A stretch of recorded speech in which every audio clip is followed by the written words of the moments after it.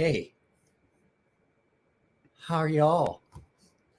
I'm hoping this is going to be a fun one. I'm thinking that Jared said he was going to stop by, and then Tri-State EDC, I sent him a link. I'm hoping. I just didn't feel like moving everything that way, so you guys get to see all the laundry. So what is everyone doing? I had a great day today, by the way. I wanted to tell you guys all that. I filmed some stuff, haven't got it edited yet. Probably won't edit it till I get back from California Custom Show, because the fact is I have content from now till not this Friday, next Friday, and then some.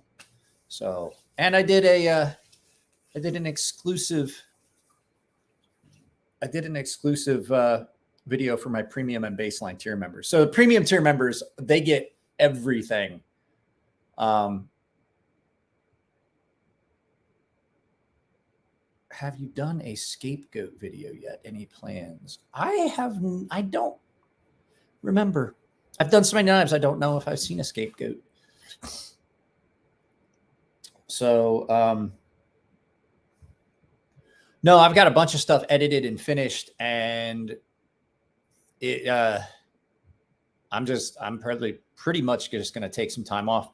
There will not be a live feed Friday. Friday night is the Friday Night Blade Affair. I will be there with Nico filming and eating copious amounts of food because I'm going to fast.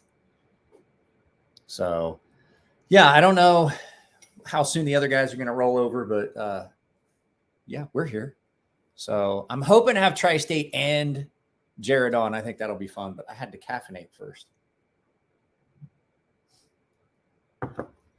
So I might be a little quiet tomorrow. I should be in the premiere of the video tomorrow, but you have a 5 fast coming up. You have a fun one. You have 5 unique knives that are coming up. This, am I going to record the custom? That's the whole point of going. I wouldn't spend the money on it if I wasn't going to record, because to tell you the truth, the only reason I go to the California Custom Show is so that I can film stuff for you guys, and I get to go for free this year. So that's the whole point of even going.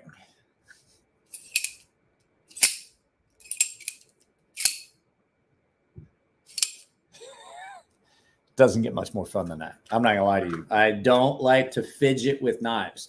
I personally think fidgeting with knives wears them out, especially in something like a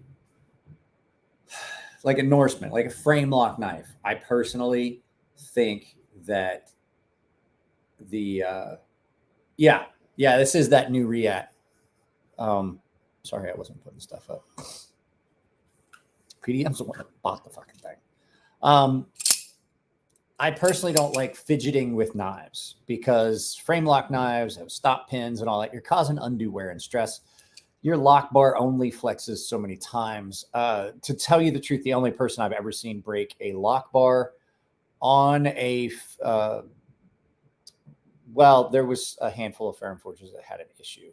And that wasn't their fault. That was materials. But the only person I've ever seen break a lock bar on a frame lock knife, outside of somebody that was trying to straighten the lock bar to anodize it, refinish, things like that, was a guy was trying to bend his lock bar over and he went too far and then tried to come back. And when he tried to come back, he cracked it. And the only other guys that I've seen break lock bars on frame locks have been guys that fidget with their knives. Open, close, open, close, open, close, open, close, open, close, open, close. It only has so many in it.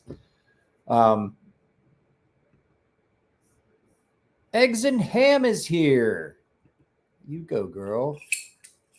I got the bell if you want me to ring it. Where are these guys? So I'm listening in the middle of forging.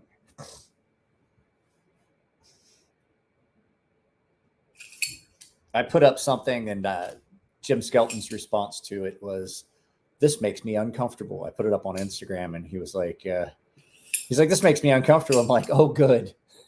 I'm so glad. That was the whole point." Like when my sister and I would just like if I'm like heavy into the jazz cabbage, I'll text my sister and I'll tell her, I was like, because it's fun, because she's evil. And I'll text her and I'll tell her, I was like, hey, I'm not low. I'm really not low. And she's like, oh, good. And she sends me things and I'm like, I find this uncomfortable. She's like, I'm so glad. That makes me so happy to hear you say that.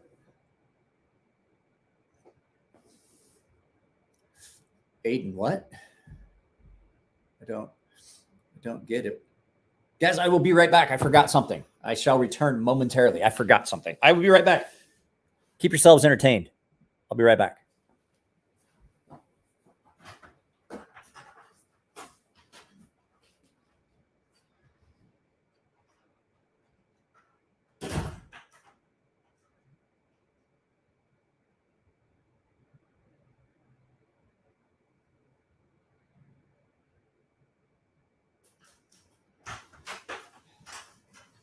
I guess I didn't forget it. I thought I left it. I don't see it. I don't know. I guess I'll have to do without it.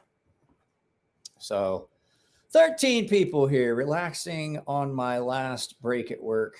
An hour and a half relaxing before I get hour and a half more before I get the hell out of here. Share stream hype. So I don't. Does anybody know, is Jared still live?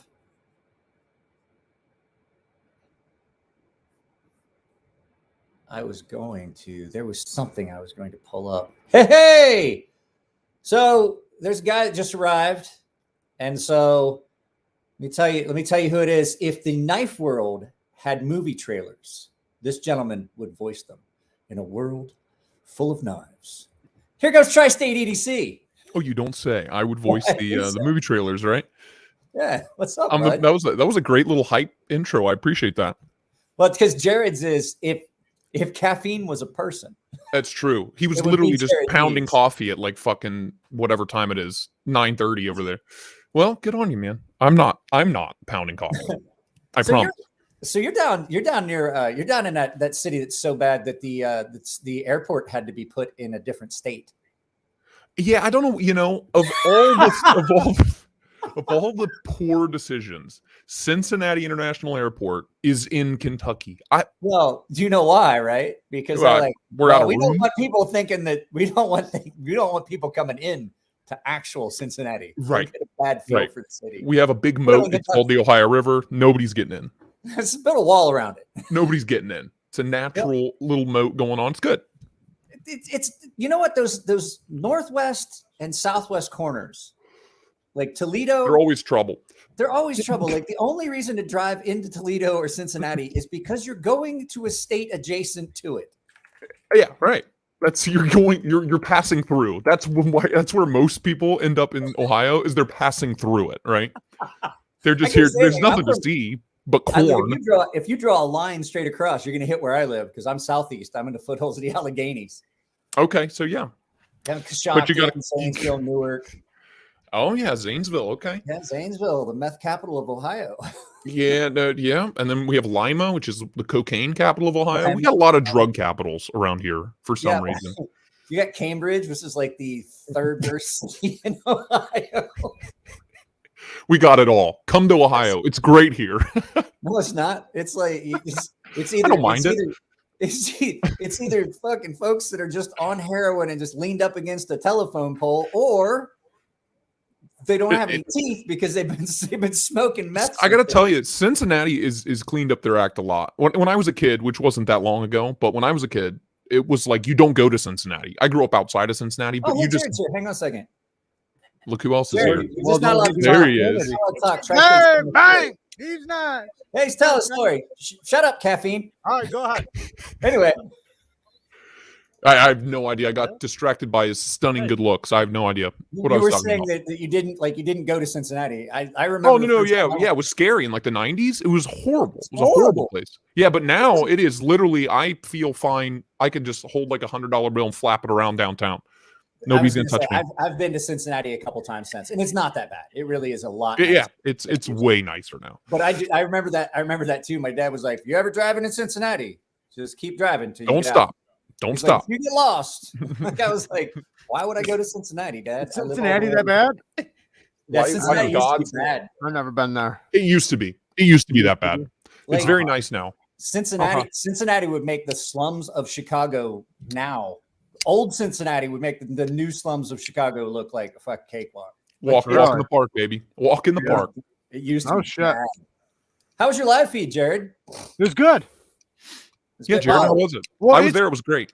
It's storming here. I don't know why it went good, but it did. It's that's what I was gonna- crazy storming right now. Like I our lights saw- went out for a second. I saw your Wi-Fi went off that one time, or your internet went out. Kara came in and told you. Yeah. Oh, Jared, I forgot. I made something for you, dude. I don't know if you checked your. Is it one of these? I don't know if you checked your your Instagram messages, I love it. Oh, that's awesome. but That's I awesome. put you on the Diamonds Are Forever I don't know poster. how There you you go, did dude. that, but that is badass. Do not have a hacksaw. That is so All awesome. I have is I that told you blue- I was leaving to do it, and I did it. Got my diamonds. Yeah, I heard you say that, and I was kind of wondering what the What I missed? I missed something on my own live stream. Just in my stream. I told Jared I was going to put him on the Diamonds Are Forever poster, and I did. I look so badass because I was talking There it about the atonement. you diamond don't. plate. I know, dude. It worked so well. I look so badass. There. No, that your head on that body looks so badass. What? You don't No, look no, good. that is me. That is me. We've never seen I him in a sent tux. him We don't know. pictures earlier of me, when I used to be an assassin In a tux. in a At tux. least- At least neither of you guys are like me. Like you'd have to I reverse. put the that. tux Like, up. you It come out doesn't come out naked and but have for to special like, occasions. as people threw money, you put your clothes back on. I Right. do, That's what Lindy. goes Lou, with it. I do. Yeah. I definitely It's do. the anti-strip. I do clean up though pretty good. I got a couple suits in the closet. One day. I mean, you guys case will in probably point, he see. looks pretty good as Case- Sean Connery. So Exactly. Sean Connery got nothing. Nothing. What are you So- doing in the closet, Jared? My Nothing. suits. My suits. I'm trying to pull up the comments, but my shit's broken. I had to caffeinate. 41 people here, and I can't see how many likes Ew. there are. So I have to tell you guys. So Oh yeah. Let me earlier, click over. I'll jump on it and I'll tell you. so you don't have to. I got moderators for that. Well, I want to talk. I want to yell at them. Any of my Get any them of my likes up. moderators? Where's the moderators? Huh? You're all fired. You're all fired. I've been playing with this like nonstop. Is that right? the Rayot deal thing, Majig? Yeah, that's that Dude, EXO. it looks insane. I know nothing about it other than it looks insane. It's a gravity knife. It's unabashedly just a gravity knife. And so I've been playing with it, and I'm like, "Ooh, that sounds cool." And my wife comes in, she goes, "Would you put that thing away? I have a headache." And I thought to myself, Oh, I hear and I that thought all to the myself, time I've in been my married house. for 19 years. I've been married for 19 years. That's not the first time I've ever heard that phrase. Every once in a I've while. been married yeah, for like a month and I've heard it about 1,000 times. Yeah, every once in a while I we'll got- be sitting watching a movie and you'll just and then Carol just look over Yep. at me. That's it, just look over at me. And it's like, okay. Yeah, but you're just playing like with this thing. Like you want to get aggressive. It's Like, you wanna ridiculous. play What a aggressive ridiculous with it. noise. You're like, I want to flip it out. You know, I would 100% injure myself if I had one. at one 100%. point we had to make a rule: no ballad songs in bed. Because we kept fucking all ballad I songs want to in hear the the bed. story. You can imagine how that Where went. that came from. Because that tells me at one point there was an incident. Right, exactly. That's the point. That's like those warning signs, those warning stickers you see on shit. You know that exists because someone tried that and they're Yep. like, no valleys in Yep. bed. I was like, there's 100% a reason for that. Right. There's a reason. For It's it. kind of like if you see a Story sign like behind "No slingshots on the beach." Somebody brought a slingshot. What is the story behind that fucking sign? Right. Jesus Christ. Tri-State, Cole, did you see the one I posted up a while ago, which was the no chainsaws on the beach? And I was like, I want to know the backstory on that sign. Yeah, I'm just- who's Yeah. trimming trees on the beach? What's going on over here? What's going on over here? Jesus. Oh man, Hey, I little remember Wednesday water toast. beds. little Wednesday Water toast. beds? Hell. Yeah, somebody just said no water beds. I remember I Yeah. used to have a water bed when I was a little kid. I'm glad I didn't because it would have fucking flooded the house. They always did. Within a Yeah. week. Within a week. We had cats and they would. Is that punch why there's no holes in- valleys in bed? And we'd have to patch it all the time. All the time. If only there was like flex tape or flex glue was a thing back then. Flex seal. Right. They had those. Nobody would have had an issue. Basically, it was like, the tire stickers or whatever that you'd use for like bicycle tires. That's basically what they had. Inner tube patch kits. Yeah. Inner tube patch kits. Exactly. That never, like, they sent those with a waterbed, and they never fucking worked on a bicycle, and that was dry. Like, what makes them think it was going to work on a fucking waterbed? Well, the one thing was that it always get air in it. So my mom would make me lay on one side of it and roll slowly to get the air out before we sealed the top. I think you're supposed to use a broomstick. You're supposed to use a broomstick. If I remember reading the instructions, we used human beings. We used humans instead. I just remember my friends that had waterbeds. The first thing I would do when I got to their house was like fucking elbow drop it from the upper atmosphere. That's the first thing you do when you see a waterbed, right? Yeah, or smack it. Right, as hard as you can. As hard as you can. Full arm out, full extension, like falling down, like If there were no 100%. Sheets in it, it really felt like an actual belly flop into a pool. Oh yeah, yeah. I mean, it would sting if you smacked me like full on arm. Like my whole arm was. I was like, ooh, that's a good one.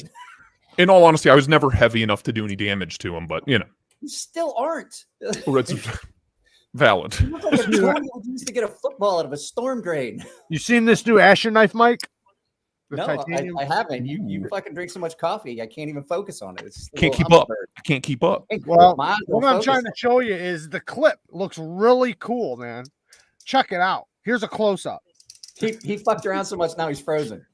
I blew it. But no, it's the Spyro. Remember the Spyro? Yeah. It's the titanium version of the Spyro. So, but yeah, it's pretty awesome, man. I like that one. Good looking knife. It has really good sounds to it. I like the other one. Well, he has a titanium version coming of that. The Nomad frame lock. Yeah, the Nomad. I like that. Do you like better, the Nomad or the Nomad frame lock? The Nomad frame lock. Okay. Because it felt a little different in the hand. I liked it a lot better, even though that the axis lock or sliding bar lock on theirs was way better. Like, it takes another company to make Benchmade shit for it to come out right. I think almost everybody for the QC to be okay anyway. Outdid them, which is sad, and I hate to say that, but it's just the truth. It's just it's almost turned into that Benchmade is Benchmade's own budget brand. Except it's overpriced. It's overpriced. It's their overpriced budget brand. There are some though. You got any seconds for sale? Yeah, they're everywhere. we don't fucking pull anything off the line. They're all seconds. There's some that wind up being really good. I've had some of their access locks that are really good, but then I've had some that are just like, what the fuck? It feels like this is a clone or something. Like, what is going on? Like, how do you guys let this go? They never feel quite right. Yeah, but then you'll have some that are just amazing. Like like the Super Freak was perfect right out of the box, and it's still perfect. Good. Yeah, and I have to say, for as much as I hate the Anthem for its price and the fact that I don't see the sense. It makes zero sense. Let me take something that was easy to maintenance and make it a lot more difficult now, because now I can't clean down. You mean because it's an integral? Yeah, and so, but I will say that version of the access lock is amazing, and they need to put that in all their knives. Why don't they? That doesn't make sense. The same reason the rest of their stuff's fucked up. They don't know what they're doing. It's crazy. I don't know. They finally got the best version of the access lock, meaning because it's just one spring, no omegas. It's not going to break. It's one spring. It's linear. It doesn't roll. It's not on an arc. Right. And they only do it on one. Yeah, the Anthem. Yeah, I don't know. I can't remember. One of us it might have been me, posted up something about it that was their attempt to redo the patent for the access lock so that they could. They should have did it. It was so different that it didn't fit the patent. It needed a new patent, a whole new patent. They had to get a whole new patent. And it didn't make any, because the whole thing was it takes years. Started using it. Well, why wouldn't they have just made a new patent?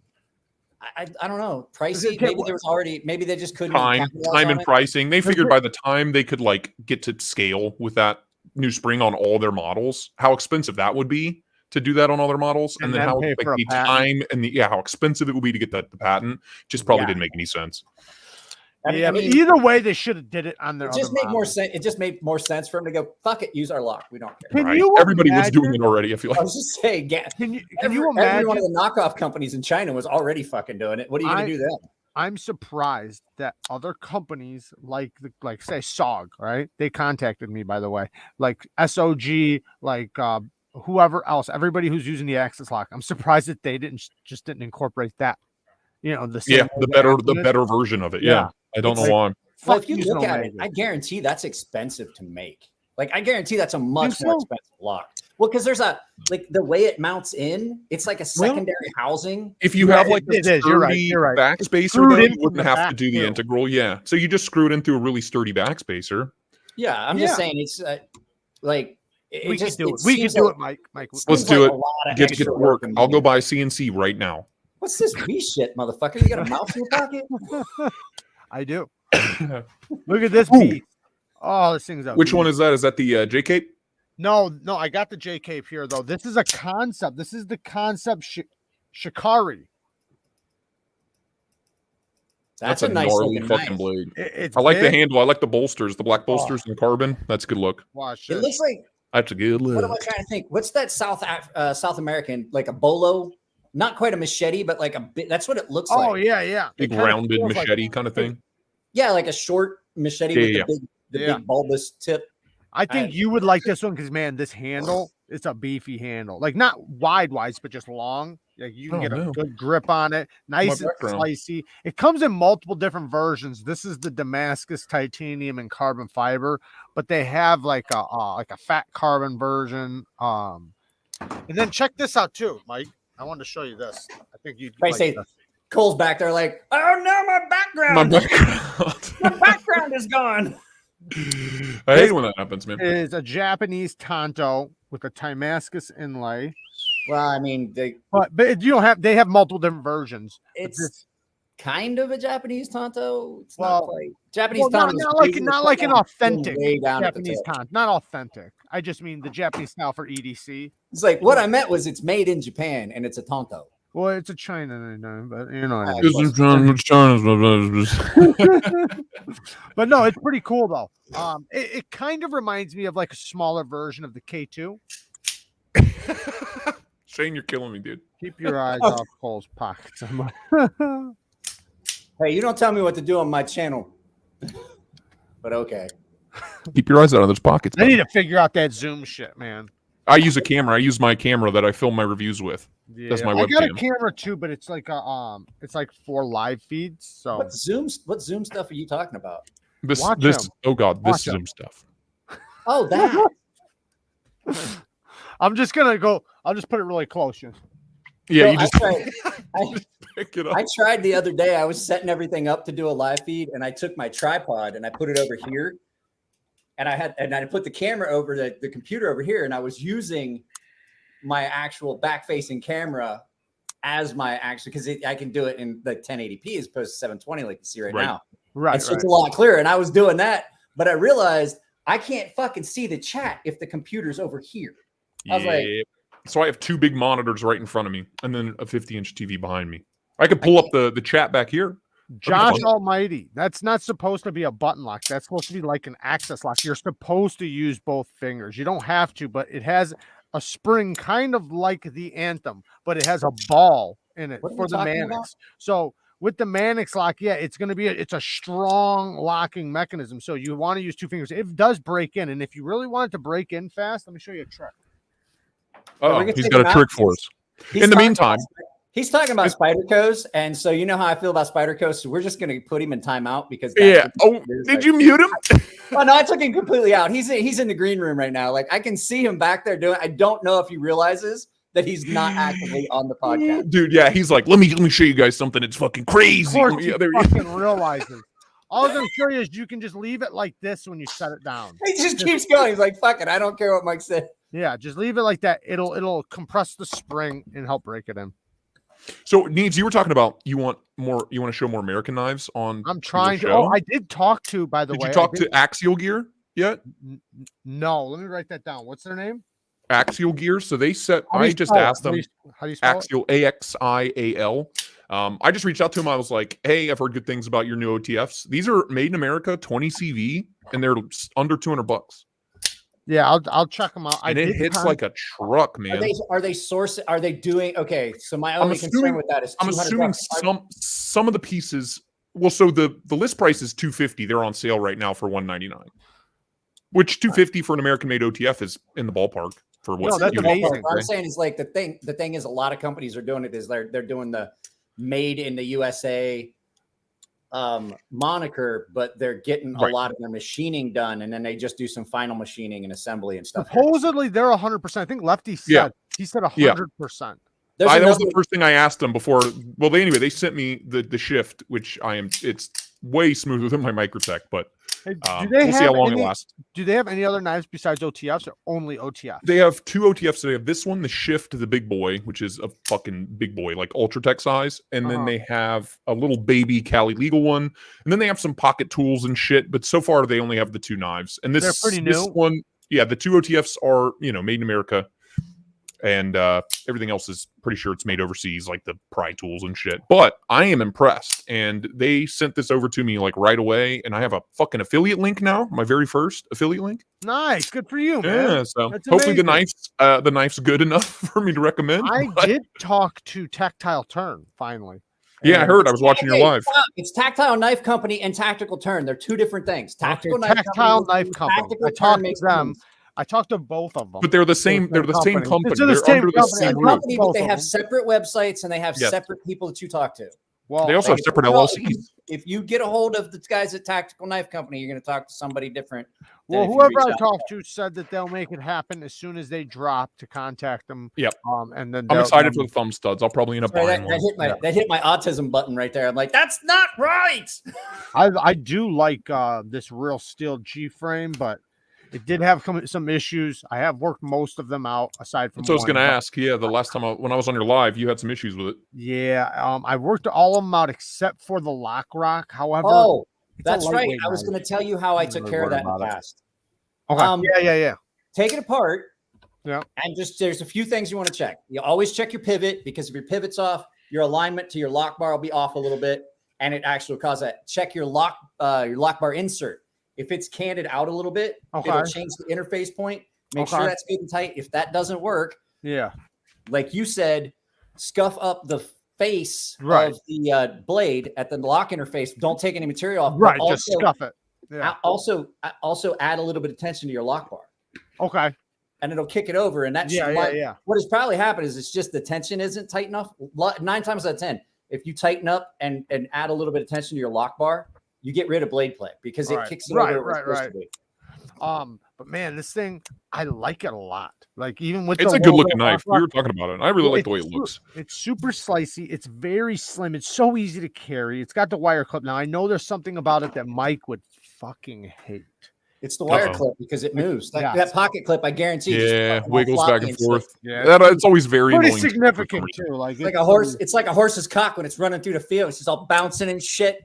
How many horses' cocks do you watch in the field on a daily basis? I grew up on a farm and I rode fucking too many. The answer's too many. That's Thursday for Mike. Seen a bunch of. That's how I spend my Saturdays, man. I go to the fucking park and just watch them. With binoculars. My God, it's majestic.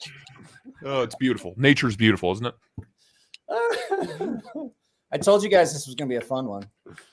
So I have mine too, but I'm legally not allowed to smoke mine on camera because mine is not tobacco. Well, sorry, don't say that. It's meth. It's fine.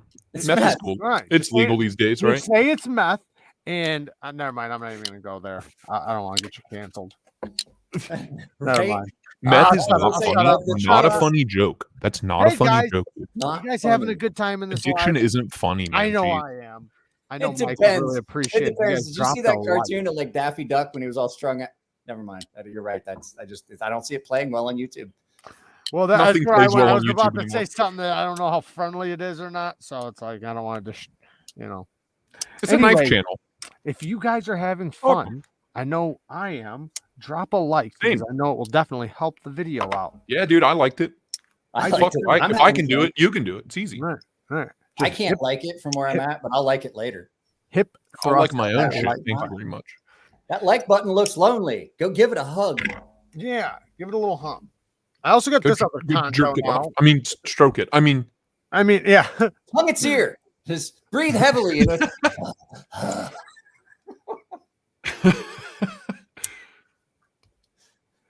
This is Sir, another are you okay? condo I Did got. you just run before you called me? heavy petting action. No. If it was Neves, he'd be like, "No, I'm running from the police. Help! Oh God." Fuck running. I need a ride. I need a ride. I had to do that one time in a thrift store. I went in there and I was on the run, like literally on the run, right at that moment. They were on my tail, and I ran into a thrift store and I hid in there, like acting like I'm shopping. And I told or I asked the lady because my phone had died.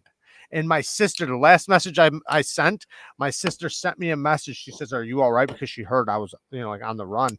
And I said, "They can't catch me. I'm the gingerbread man." She loves that shit. She always reminds me of that. But no, so I wound up running into a thrift store and I asked to use their phone because mine died right after I sent that message. They let me use it, and then I had my I called one of my uncles and he sent some of the boys out to save me. Send out the boys. Jared's in trouble again. Send out the boys. I'm trying to find Aiden. Aiden sent something. It's not getting monetized regardless. Actually, you'd be surprised. I've been able to monetize a lot of these, and oh, no shit. Well, I'm still not monetized. I'm trying. Somebody said the other day that YouTube is actually allowing more cussing. It's okay. So you can't cuss. Like, really? If you cuss in the first 30 seconds. It's 1 minute. It's supposed to be 1 minute. So YouTube, I watched a YouTube thing, and it was literally the people that work for them. They said if you do not use any big cuss words, like the bad ones, within the first 60 seconds, their algorithm won't catch it. But now supposedly, like for like some of the ones they were taking down for repeated F-bombs and stuff, that they're actually starting to let some of the cursing slide now. They are. So as long as I'm fucked, is what you're telling me. General rules, if you start dropping curse words in the first 30 seconds, it's probably going to get demonetized. Yeah, or really? the yellow. It'll get the yellow mark, which is that we're still going to run ads and you're not going to make any money on it for the first couple of days, which is when you're going to make all of your money. Yep. But we'll give them back to you later. But if you can wait, and I like keep an eye on it. If you can wait to like 3 minutes without cursing at all, fucking gold. That's what I guess I curse a lot. Okay, well, I might be okay because I curse a lot right at like the end of my videos, so I should be okay. I say but that I have no restrictions on any of my videos right now, and I cuss like a sailor all the time. So you'll start seeing them start coming, like little ones. Like you'll see them. Oh, you'll see them. Yeah, you'll see them. Yeah, once they start paying, like when they start really paying attention to your channel, like wait a second. Mm-hmm. I get the yellow like 20% of the time just on my regular videos for the first few minutes till they actually. That's just because you're ugly, and they're like, "Fuck." I know, and I'm trying to tell them I got this. Shut him down. We're not paying this ugly fucker a dime. What are we paying this fucking guy for? This kind of luck. What's up, Aiden? Aiden, I don't know what Aiden was telling me. Probably next week sometime. I'm not Ohioan. I am. He says Neves is Ohio. Can you tell two distinct sides of the state? Fairly presentable individual. I fucking hate Ohioans. This. Yeah, that's the opposite. The polar extreme. If you go north from down straight through Columbus to South Point and draw that line, there's a drastic difference once you cross that line at Columbus. You would imagine, like, the closer you get to Kentucky, things would get worse, but I don't know. Right? No, I live in the foothills of the Allegheny Mountains where, like, the train got there and everybody that was building the train said, looks good to me. Pat, I'm out of here. Mountain folk. It's just like, oh, this is great. I'm like, why the fuck did people settle here? No other option. No other option. So, like, Elijah Isham, also from Ohio. I did not know that. Yeah, and if you've ever seen him, he is the knife hipster. He is 100% the knife hipster, and I'm like, I honestly thought he was like he was on the west side of that line that goes down through Columbus. Yeah, I thought he was from another country To be honest. Elijah Isham? Yeah. Well, I mean, he's from Ohio. It's a lot like another country. Isham kind of sounds very like Amish to me. Yeah, or well, I was thinking like there's a lot of I don't Amish know, here, like so English or maybe something. There are. Some type of there are a European. lot of Amish. So, Mike, what was you went to the Blade show? What was Yeah, how was it? hottest thing you've seen? Like, what was your favorite thing besides like that React that you got? But what was like? No, there was other stuff I saw. Yeah. I was. Did you I'll play tell with the what, Roxy when you were there? Yeah, Did you play with the Roxy 3? I didn't even stop by the Wii Knife table. They were so busy, and Seth and Jim were so stressed because a lot of their stuff got lost. They got screwed. Shipping, a lot of their stuff that was supposed to go to the show did not show up. That's the hardest part about trade shows, man, is shipping. Yeah. And so they were having a problem with it, and they were understaffed. They really were. They only had Chris and Elliot were working the table a little bit the first day of the show from Chris and Elliot Williamson from Fair and Forge. But basically it was Seth, Jim, and another guy trying to run a 4x4. And if you've been to a knife show before, 4x4 that's a big booth. That's a big booth. And I was like, I'm not going to fuck with them. I did see, and I didn't get to film it, I saw the coolest Olamic I've ever seen. It was I never handled one, man. They all look fucking stunning, but so they had an Olamic swish that was there. Hang on a second. Swish. They probably fit. swish. I don't know if I've seen that one. I might have. Anyway, so it was an Olamic swish, the swish, whatever they call it, but it had been hand carved with Leonidas's face. Oh, that's dope. Jesus Christ, dude. Okay, I got to see it. Who do you call for that? Like, I need Leonidas's face carved onto a knife. I need a tattoo of it. Please. Well, basically, it was already sold. So that I show up and I come down and I like the opening day that Friday. I run down, I see Eugene. I'm like, hey, Eugene, what's up, man? And he's just in a panic. Like the actual show hasn't even opened yet. And he goes, I think someone just stole a $2,500 knife. What? And I was like, what's it look like? And he goes, there was a guy here and a guy here. And he's like, this guy looked like that. And I'm like, I'm on it, bro. I'm gonna fucking go grab this because I love Eugene. And I came back and I was like, man, I didn't see the guy. He goes, I found it. But that, like, his butthole had to have slammed shut. He was like, oh God. Yeah. He's like, the floodgates were that's closed. That's $2,500, and it was already pre-sold. Like a guy had contacted. Oh shit! A guy had contacted them and was going to show up right at opening, and wound up showing up early because they had the worst security ever at that show. Like I was gonna walk around and film like the empty venue, so I got there and I set up the artisan booth and everything, got the lights on and everything, and I had stuff laid out. And then I realized that they've just letting anybody in. And I was like, I can't fucking leave here. I got to watch it. You're stuck. You're stuck. Yeah. And I was like, fuck. As soon as people start coming in, you cannot leave the goods. Well, and it wasn't supposed to be open yet. It didn't open till like 9, but it's like 7:30, 8 o'clock, and people are just strolling in off the streets. I'm like, guys, where's their exhibitor fucking passes? What the fuck is security doing? But no, that was I think that, Lindy's here, that pincer that they have that is the ZDP 189 clad. It's like clad ZDP. Oh, yeah, that thing looks pincer cool. in black, or I'm sorry, in fat carbon fiber. That was fucking hot. Isn't it he treated like 60? I don't know. I sharpened one of those sway back ones that they have that's like that. And it got it was a nightmare. It was frighteningly sharp. I was like, oh God. I bet. Don't even look at it. Don't even look anywhere near it.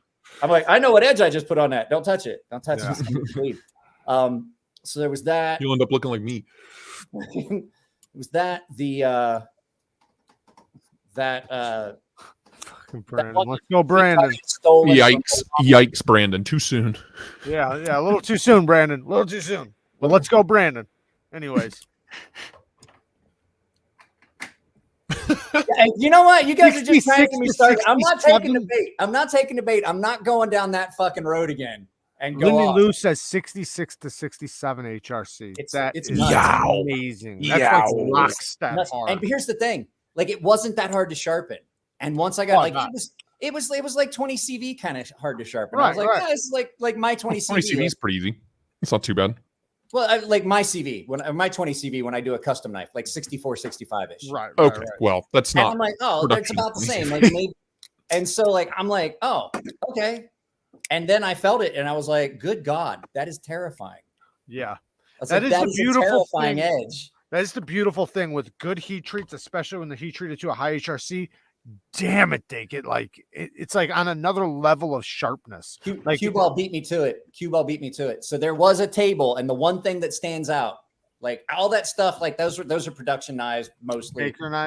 Baker knives. Tony Baker knives. That dude makes lockbacks that are smoother than most of my fucking frame locks. Like shut. Like you push the button, that motherfucker's dry. And I was like, and so I picked the one up, and I was like, you don't see it like this usually unless there's something broken. Right. Like Right. Yeah. Something's terribly wrong. Right. Yeah. I think this one's broken there. Nope. Yeah. No, hey, there's something wrong with your knives, Tony. What the fuck, man? I was like, I said it. I was like, you don't see a lockback with this, like this loose and free, right. and like you could just swing it, like it was a fucking Axis lock.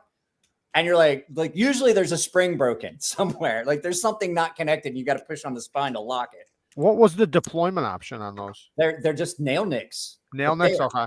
Gorgeous knives.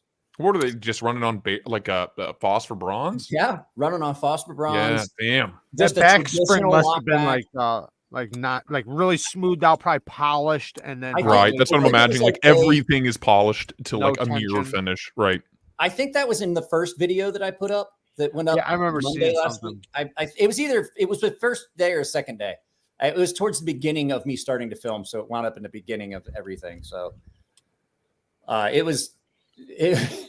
they were pretty cool. And then I'm Googling it.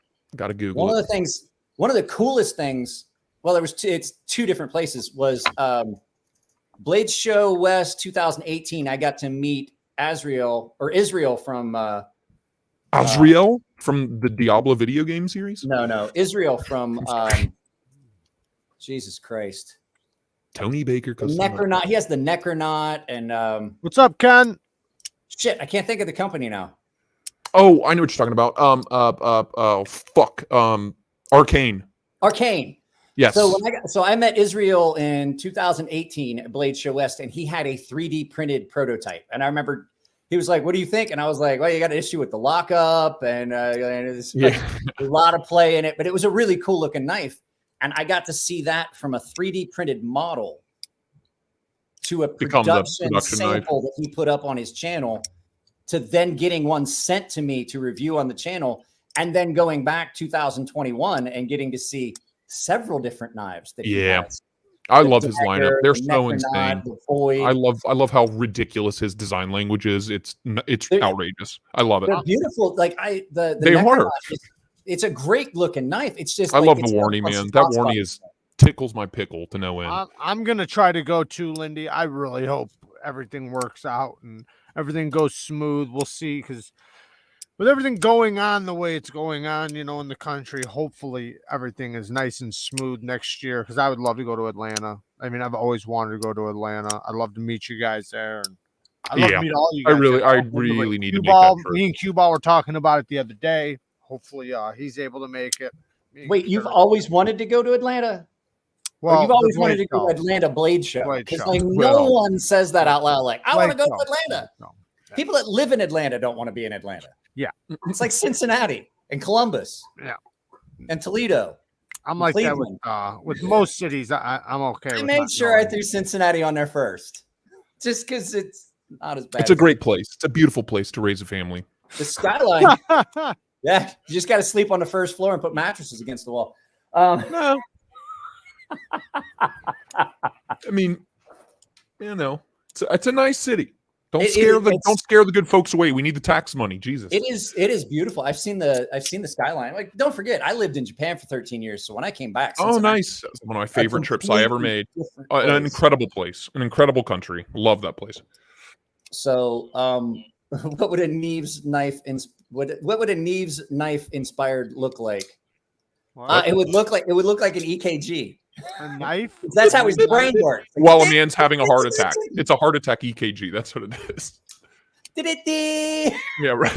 What would a Neves knife look like? Is that what you're asking? Yeah. What would a Neves knife look like? To be honest, I got a lot of different designs, but like probably like crayon? Right, in crayon on a tissue paper. Ham-fisted crayon drawing. Yeah. Yeah. But I'd probably go with somewhat of a kind of like a spear point, but similar to like maybe like the Elementum type blade shape, spear point, drop point type style.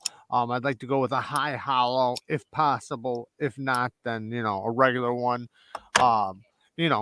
Neutral ergos, good sharpening choil. I'd probably something like that. But my size would probably for the first one probably be kind of on the not large, but with the taller grind instead of a short grind, a nice tall one.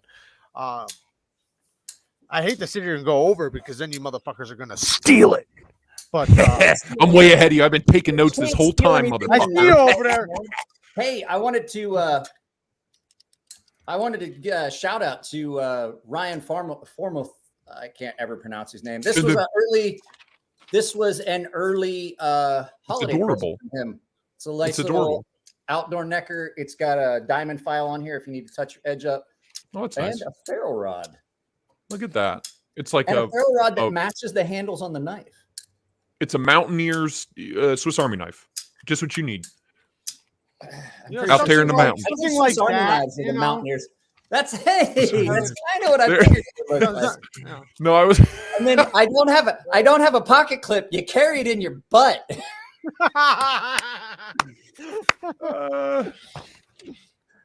Cole's like, what have I gotten into? Right. Everybody just laughed. I was joking. But no, I do have a couple other, like, not unique, but some blade shapes that I find pretty interesting that I think if done right, I think would be amazing. And I think if you work with the right OEM, they could pull it off really well. Even with some of the regular designs like that are kind of, I don't want to say average or normal, but normal to the sense that they're a good working style, but with my spin on it, I think there's a couple knife companies out there that could just knock it out of the park. So here's what I was imagining, something along. I don't know if you can see it, but I'm going for a warning. I'm going for a warning. Much better. Yeah, I'm going with the warning for my design. In the nice cushy. Is that going to be like ergonomic lines here? Trench? Is that going to be like a trench knife kind of handle with a skull crusher on the back? Yeah, just without the holes in it, and they'll be bulbous. They might be hairy. I'm throwing some ideas around. I don't know. I'm pretty sure. Give me your feedback. Give me your feedback in the comments. I'm pretty sure we're locking this in. As it's not never centered, always leaning to the left. It's kind of crooked, slightly bent for some reason. I'm not sure why. On cold days, your blade to handle ratio changes. Yep. It's all about the temperature change, man. Bro, if you get it wet, it shrinks. If you get it wet, it shrinks really quick. Man. It's a great knife. It's a great knife. But whoever decided to put that fucking pocket clip on it needs to have their ass. What is that? You can change it. You know that, right? I can fucking throw it away. What is it? No. I'm saying you can adjust it. So that third hole is made for you to move it. So you can move it up and down. It's not the up and down. It's the how tall the fucking thing is in my hand. Like that's what I'm saying is if it's landing right in a bad spot, you can move it downward. So it might, I don't know, it might though land like it's in a better spot. What is it? It's not that. That whole thing. Tell me what it is, Dad. This is the Kaiser LAN. This is the Kaiser Vanguard LAN. Awesome knife. It's a great knife, and I'm gonna shit all over the pocket clip because it's one of those ones like I just couldn't buy it. Have you tried to adjust the pocket clip though? Just try. I did. What I'm saying is like that whole pocket clip sits on this knife because it's already fairly thick. That whole thing just sits right in there. So no matter what I do, it's pinching, and I don't like it. I mentioned it in the video that I did for my paying customers today. I was like, I can't film the video about this today because I was in one of those moods when I woke up this morning that I knew that would just irritate the shit out of me, and I'm like, I can't shoot that video today because I'm just going to fucking shit all over this knife.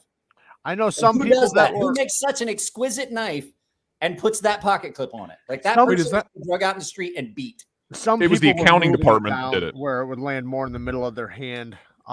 So now you sent me a handful of knives that have the deep carry pocket clips, and I don't mind them as bad because they sit different. Like that Grazioso. Yeah. I carry that thing all the time. Grazioso. That's a great. I really can use a budget knife. Don't throw it away. Knife just needs a versatile. Oh, I didn't say throw the knife away. I meant the pocket clip. Just take it off. Who needs it? I actually carried it that way today for a little bit because I'm wearing track pants. So fuck it. Don't need it. I stuck it down in my pocket. Yeah, they could have at least inset it. I think that might have helped, but then they couldn't have did the adjustable pocket clip part unless they actually put in a big like track, because since you can adjust it up and down, it probably wouldn't have worked inside. I was gonna fucking adjust it. Like I was frustrated enough with it today. I was gonna take it off and put it on the concrete out here in the garage and adjust. There might be other clips that fit on it. Fucking thin that thing down a little bit so it's not standing up. I know I got a pocket clip problem on one of these knives. It's just, man, it's not even about the way it sits in the hand. It just does not go in the pocket. It pisses me off. I had God, dude, that's one of my biggest pet peeves is a pocket clip that just doesn't work. It doesn't go in. It won't go in. Just go to your home. Right. Do you remember that that Strider? You remember that Strider I had, the custom Strider, the sick looking one? Yep. You could not put that. The pocket clip was so ridiculously tight. You could not put it in pants. That's part of the reason it wasn't that a ceramic ball clip? Or no, it did not.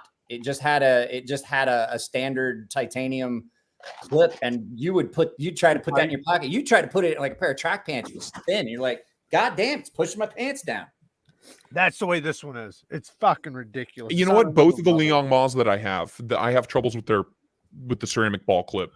I don't know why. There's not enough give in that clip to get for the ball to make it over my seam. I do not like ceramic ball clips. Personally. I don't either. I've always had trouble with them. I would way rather have just a well done. You know what? Let me take the titanium ball clips, like not the ceramic balls, but where they make a titanium ball. Right. Those can work like the Olamic style because they make it instead of round, they make an oval. So it's smooth. But when they make it perfectly round, I hate those. That looks like a nightmare to get in and out of the pocket. Yes. All that texturing. This one right here, beautiful. This is probably my favorite pocket clip on any knife ever. With the crazy texture and everything, I feel like it would be a hindrance. I'm just looking at the ball. Like it is so easy in and out of pocket. That ceramic ball on that, and there's just the perfect. Yeah, see, now that clip has give. When you have a ball clip that has no give, it just doesn't work. It just doesn't work. Problem is when they're tight. You literally rip your pocket completely the fuck off is what happens. Those ones, you're fucked. You're punch fucked with a broken beer bottle. It's pretty much a done deal. Yeah, when they're tight, when they have like no spring to them, that's when they suck because I like it when they're tight. Oh, sorry. I'm sorry. I was talking about something else. But yeah, when they're springy and they have some give to them, they're not too bad. But I just personally would rather just have a regular clip. These just don't, man. Both my Leon Ma's, man, they just don't. They have tight. no give at all. I love these knives. This is for fuck's sakes, if I could open it. Doesn't that suck when you love the knife? But I love them both, but I like rarely carry them because I don't want to destroy my nice, my nice work pants. Clip. If the pocket clip, I was gonna say, like, there's a lot of times people are like, "You're really that picky about pocket?" There are knives that I love and I just won't buy them because of the pocket clip. Yeah. Well, going forward, Going forward, I've learned this is a $600 lesson right here that I learned. Yeah. So yeah, the zip slip does have a really good clip. That thing has an amazing clip. Hey, I caught part of your. I've been flipping all different knives. This one is the prickle, the concept prickle, and then I've been flipping all different kinds of knives. I'm not same, dude. I always have like 30 knives. We don't talking about this one. This one is the new rake M662. There's also the 661, which is a drop point. I got them both right here, actually. I like rake, man. I only have the one, but I love this little guy. Their stuff is pretty good. It's so thin. It's so tiny. It's a full size knife, but it's like a fucking millionth of an inch thick. You know, the thing that drives me nuts is people bitch and complain about steel P831 and 14C. Yeah. Love it. You know, when people bitch and complain, oh, it's a steel frame lock. And I was like, yeah, but they've milled it out. It's nice and light. Like, oh, why would I want a steel frame These are lock? all titanium that I'm flipping. I'm just saying, like, so people complain about that from those rakes. And I'll be like, look, if all titanium that was that good, then why the fuck did you put a steel lock bar $28. Yeah, it's like a $28, $30 knife. Right. Yeah, but I'm like, okay, so now you're complaining about it, but you put a steel lock bar insert in a titanium one. Now you don't have to worry about that. It's just steel. Problem solved. Jared. So you were talking about you love that. Oh yeah. That's the one right there. Yeah. The Fair Forge knives are amazing. Ooh. I just love the design. The design is like it's my style knife. You know what I mean? Mine's an OG in-house. Mine's not. Mine's prototype. Yeah, Sorry. I know by looking at it, but I have its. I love it. I have its parent. I have another one from them. Where the fuck? Oh is yeah, it? that's the custom version, right? Yeah, this is the in-house Mordax. Oof. That's the Yeah, the custom frame lock. version of what you have. Like the little pro. Oh yeah, I have that the. one. I like the little Prolix. Yeah. It's a sweet little knife. Yeah, for sure. It's a good little knife, but I have so many knives that are similar to it that when Elliot gave me one, I did a review of it and then I did it as a giveaway. Yeah, I like it. It's a fun little beater. They are the new Kubi knives, man. That new Kubi's been killing it, man. Oh man, the 322. I think it's the 322. The big one. Oh, it's so badass. Ferrum Forge Stinger. Yeah. Yeah. I did ceramic on mine, but hey, let me ask you something. Since you're friends with Elliot and everything, did he ever say anything about that design that we came out with that fucking looks identical? Oh, the literal carbon copy of the Stinger. Yeah. I actually shimmy. You know that when they presented that in like their video, I think with it was either on Blade HQ or their YouTube channel. I read the comments. Literally every comment was, "I hope Ferrum Forge is getting their cut of this, the royalties." Yeah. Where's the royalties for Ferrum Forge? Elliot's like, I don't fucking see it. He's like, I see some similarities, but I don't. He's like, I don't fucking see it. I mean, it's identical. They're so similar. They're so similar. But at this point, at this point, so I made a drop point version of my fixed blade knife, the Sea Snake, called the Hobby. If you lay it right next to this, they look fucking almost identical. And Elliot to be fair, it is a very simple design, a very simple aesthetic. So it's kind of hard not to copy it, even by accident. Same color, same flipper tab, same shape, same everything. It's titanium liners. That's the only difference. Titanium liners and 20 CV or something. Here's the thing: if Elliot had an issue with it, he would have fucking told it. Right. He's true. One of their lead designers now. Like they can't produce. Like I reached out to him. They're like, Elliot has us so busy. Like between stuff that he's designed for them that they're making, stuff that he's designed right now through them that they're full. Yeah. Nice. I believe it. Because don't forget, all of those designs that you see him releasing on his through websites and stuff. Yeah. He's using them for OEM. Right. So he's got them busy. Like they can't take on new stuff right now. He's got them, they're full. Yeah. Because his knives sell so well that his knives sell so well that they just can't. They're selling out. Ken so Harris they have to keep up. That new Artisan Ferrum Forge knife they had at Blade Show is going to be a good one, I think. Artisan Ferrum Forge? What? So Elliot's doing an OEM project with Artisan. It's getting released. I love Artisan stuff. Do you know when it's going to be released? Cerberus this year was one of my favorites, man. One of my favorite frame locks. Chris is a buddy of mine. Chris and I are going to be at the knife show. It's such a clean, aesthetic on this thing, and the red micarta is such a nice touch. I wish it had better access to the lock bar. Did you get to see the Blade Show? It's thin though. You can't have one without the other. You know what I mean? Right. Well, I just mean like make a little cutout. Did you get to see the Blade West? Did you get to see the Blade West exclusive of the Arian? No. S35V titanium.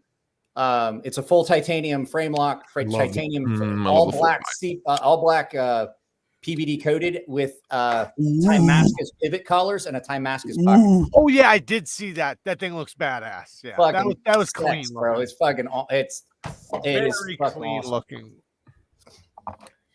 Yeah, I think definitely was eye catching. But yeah, I had Civivi, whatever. They contacted me with a couple new designs, and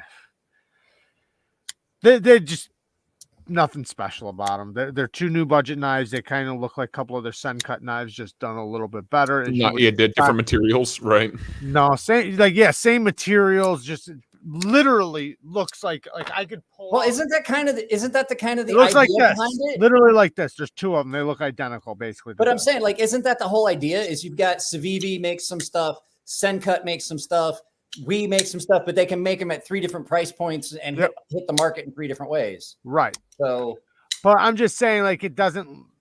To me, it looks, I'm just saying. I wish they would have come out with a different design instead of like what I'm saying is it literally looks like it all feels this recycled. little corner taken out, or Right. maybe That's this what I'm saying. little It's thing, like that's how knives are with the I whole know. like. Okay, so you guys like There's 10 only years so many ago, designs. I know. 10 years ago, there were no knives out there that were worth a shit. There really weren't. You got a custom, and then maybe you got a Pacific Cutlery or like a Benchmade now, I guess. But back in the day, it was like CRKT. They were making a whole bunch of half-ass knives. Then you had Kaiser, Still you are. had Gerber, and you had Benchmade, and then you had Case, and that was about it. And so now with all these, like you're with like We're just in lucky. Japan, you're We're just in lucky, I China. know. Just in lucky. China, there's like 8 companies that are pumping out new designs. Like you can't throw that much stuff into the knife community and expect shit not to Something overlap. like that. Like That's true. That's so true. That's what I love about We're lucky. we and these Chinese companies, because shit like that shows up. Like, how outrageous is this? This would have never got made 10 years ago. Ever. I like that. This Cole, this one. Yeah. That's just comical to me, dude. I carry this thing all the It's time. I love outrageous. this knife. It's outrageous. It's so outrageously big, but look how thinly ground it is. Oh, I got you beat. I got you beat. Man. I got you. Same company. Yeah. Check that out. Is that the Kubi? Yeah. I like That's the just- looks of that one a lot. Oh, it is so nice. I'm I like So, the look so of it. nice. I almost bought one right after getting this one because this one's in for review. But man, it's so clean. You know what? So Another nice. company nobody talks about is Reich. Like, nobody talks about Reich these days. That's because Lately. that's because they stopped making shit for a while. They're Yeah, about they- to start yeah, they- making microtechs. That's who's making microtech. I know that, but what I was saying is like they just kind of fell off. Like they had the hummingbird. I was supposed. I mean, to this do a is the knife design fourth. with them. This was last year or early this year. Integral G10 knife, and then they Hey, had hang on a the, second. Cole, zoom in This on is the that. night. What's the tip? Let me see the tip on that. Is that ground? It's a compound ground Tonto That's, kind of thing okay. going on. Yeah, You know I why? sharpened You know one. why? I remember that knife pissed me off. You know why? Because it looks so much like this. Oh, I'm yeah. like, Was that what is that? An old? Yeah. that's an old W601, and I'm I like, just well, to me this is like a Gerber paraframe on steroids. That's what this is the vibes I get off. That's funny. I Yeah, but had you know a what, Gerber though? paraframe. I carried I a Gerber sharp- paraframe forever. I sharpened one of those, and I didn't. that The steel's action- a. the action action's is really amazing. good. It's That amazing. flipper tab is so comfortable, and you have so much leverage into that flipper. It's really good. Yeah, you can't. And you can get in for the reverse flick and stuff. The N690 CO is to me as far as blade steels go, but Well, whatever. when you get to a certain Oh. price, X690 CO is good shit. I like the yeah, Really? it can be, yeah. yeah. Especially for the right price, it's really good shit. But if Right, you and this start is only like $120 knife. I really like That's not Ridiculous too 19 bad. I mean, if you go over that, then you're gonna start. But the thing is titanium. It's Right. like you got It's to put in all the other insanely things. well machined. It's insanely well machined. Right. So much machine work goes into that thing. I like a lot of the Reich stuff. It's just like It's they another kind of- company. They just do outrageous shit. I feel like they're They like, do. whatever, make whatever. What was that one? They had one that they did that was it was like the hummingbird. They're The like, giant. let's do this, and I can't remember what they called it. It was insane. Uh-oh, Neves is cutting stuff. Yeah, but he's doing it on notebook paper, so it's not like it's really that sharp. Oh, your boys. I'm a phone book man all the way. Yellow pages only for this guy. Phone book paper, or I like magazine paper. Like magazine Yeah. paper I is don't good. have even. magazine paper. Hey, you lost your background again. Bruh. Fuck me, dude. Bruh. You guys want to watch Disney Plus? I'd rather not, if you want to know the truth. Like, Look, give it an option. I'm I whittling a absolutely hair will. right now. Can you see it? Oh No. wow, Yeah, wow, I can see that. wow. Lindy, it's amazing. We had one sent in for work, and it blew my mind. So well made, and it made. What's she talking about? Like, She's talking, that oh, is the a- Atlas. Yeah, the Atlas. Yep. That is a true story right there, Glyco. Mike does need a hinder. No, I need a 3-inch, not a 3.5. I've I never. like I've the never. The owned one. 3.5s are really good too. Are they? That heavy Yeah. blade, man. Three when you inch. got it. The D10 is basically back. That's insanely loud. Jesus Christ. I know I'm deaf and I can still hear it. And I was like, wow, that's got to be loud. Fuck me. I mean, shit. Took Somebody me off guard. I mean, dude, it's worth celebrating, man. What? I said it's worth. I said it's worth celebrating. Sorry, I couldn't hear you. All I can hear is wee. Yeah. What? Excuse me. Can you speak up? Oh, I went to a Jesus Christ, what was it? Motley Crue concert. Me and my cousin to a Motley Crue concert in Japan, and we wound up going to this, and a lot of people left because it was so loud because they had set up for like a full arena, and it was only half. So they had double the speakers they needed for this, like half of, usually the venue. Yeah. They literally cut the arena in half and are pointing towards, And they just put all these speakers, and I'm like sitting there, and he's like, man, that's loud. And I was like, I worked ordnance my entire career. Like I worked inside a 3-story gun. So I'm deaf, and I'm like sitting there, and he's like, how the fuck did you stand that? And I was like, bro, that's like the first concert we went to that I was like, I can actually hear it. Oh my God. They sound great. Back. So my cousin had gotten out of the Navy. He was running a bar at the time, and he was like, so we're in his bar, and he goes, bro, like seriously, all I can hear is like, wee. And I was like, that's how I live my life, dude. Yeah. Arigato. Hey. I carried it in my hand, but I haven't carried it on my side yet. I haven't had a chance to yet. Are you having a conversation that we weren't invited to? Yes. What the fuck, man? Yes. Stay the fuck out of it. Stay the fuck Correct. out of my conversations. That is correct. Stay the fuck out of my conversations in your chat. Stay out of my life. This is that Grazioso that Jared gave me, and it's got a deep carry. This one doesn't bother me at all. I love this knife. Like I carry it constantly. It all depends on the size of the handle, how long it is, and where it lands. Like I can't stand it. It's a lot of that, but it's also my bone. The pocket clip doesn't stay. See how it transitions nicely compared to like I know what you mean. So there's the Grazioso. So that pocket clip has, if I could remember which way it's supposed to go, so I could see it. That one has a ramp, right? That one, not so much. Great. This like gentle knock on the door. Come on in. We'll hang out for a little bit, right? Right. This one, fucking home invasion. Like kick the fucking door in. Boom. Like that's like let me ease my way into your hand. Now this one's like fuck you. I'm coming in. These Kubi ones are pretty low profile now. They're not. I like they're really good. Yeah, they're low. They're that's what I was going to do to this with a hammer and a concrete floor. This thing just straighten her out a little bit. Just raging on it. What the fuck is that? I say that's got to be titanium rake, but yeah, the clip, I would say that's got to be works, a rake. but yeah, it's a little, but it does work. But it's kind of like the ceramic ball clips. Yeah, it's like it's very strange. It's very strange. I have to say something out loud that I have been afraid to say out loud for the entire day. Like what? I had something. You got a fart or something? No. Oh, okay. I can't find my fucking Norseman. Uh-oh. Like I literally all day have been like, what the fuck? Where is my I think it's down inside this love seat. What were you doing with your Norseman in the love seat? So I always carry it and I put it down. So usually there's a cover on the love seat. But last night I made myself supper and I made chili dogs with mustard and they were beautiful all the way up until I dropped them on my love seat out here in the garage.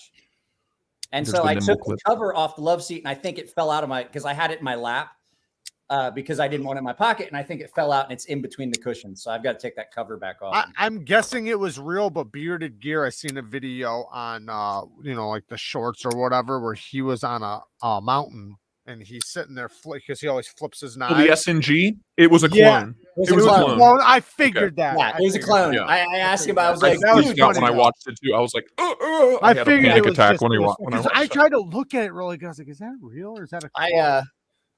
I called, I texted him. Hey, Banter, what's up, bud? And I was like, please tell me you went and got that. He goes, nah, it was a fake, bro. I left it there. Yeah, it's just down there somewhere. It was meant to be. It was meant to be. It's exactly where it was supposed to be. Somebody will find it and be like, "Oh, cool, free knife! Hell yeah, dude!" I got a couple times with fake strikers. That thing's ridiculous. I love that thing. I love that thing, Neves. Bring that back out. Bring that tank back out. It's so insane. That looks like a QSP penguin if you got it really fat, like you were trying to get it. Like, you know how when they give the geese, they force feed them for the frog. This is a knife. This is the blade. Look at the thickness. It's the same. It's outrageous. I remember when you opened that and you did the cut test and it actually cut something. I'm about to shit my pants. It's so thick. It's so, Bro, It's so is that- ridiculous. Is that so in case your e-brake goes out, you can jam that up under the fucking tire? Well, it's a Put as a hammer. wedge, like just put that fly under the tire. It'd be It's good. a chopper. It's a paperweight. You can take It's down small trees, small saplings, It's small children. A scraper. You can use this as you tie some line to it, throw it over the side of the boat. You ain't going nowhere. Right the fuck there. It's a jack stand. That's what I was saying. It's like a jack stand. It's like a wedge. Safety first, You know how kids. there's Safety wedges so you can shove it under your tire so your car won't roll down the hill. It's one of those. Yeah.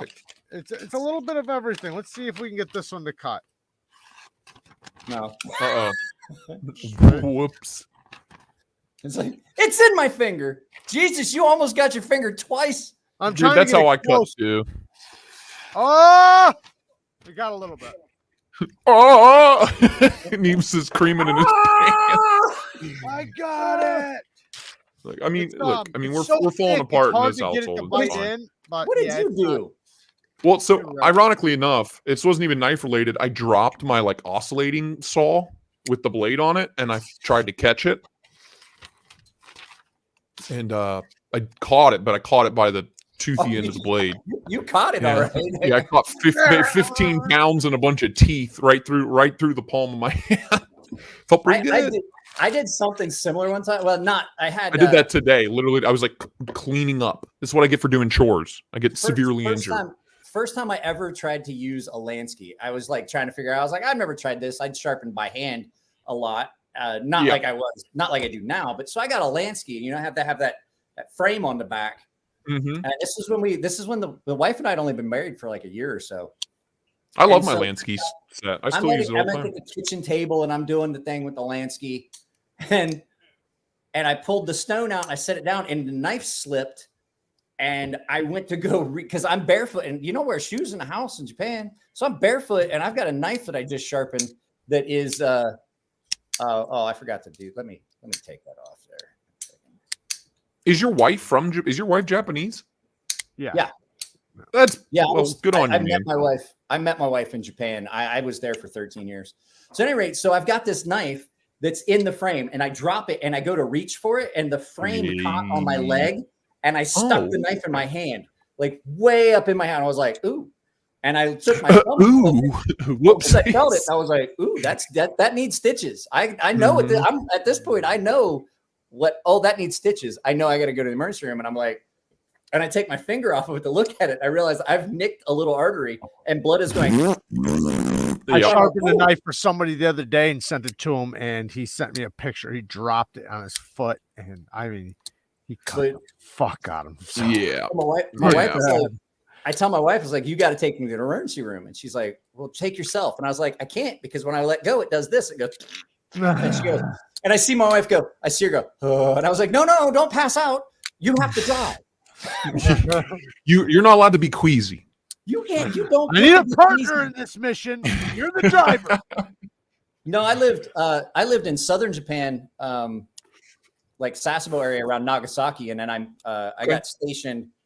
I was there for 10 years, and then I did a tour in Iraq and came back and took orders to a ship up near Tokyo.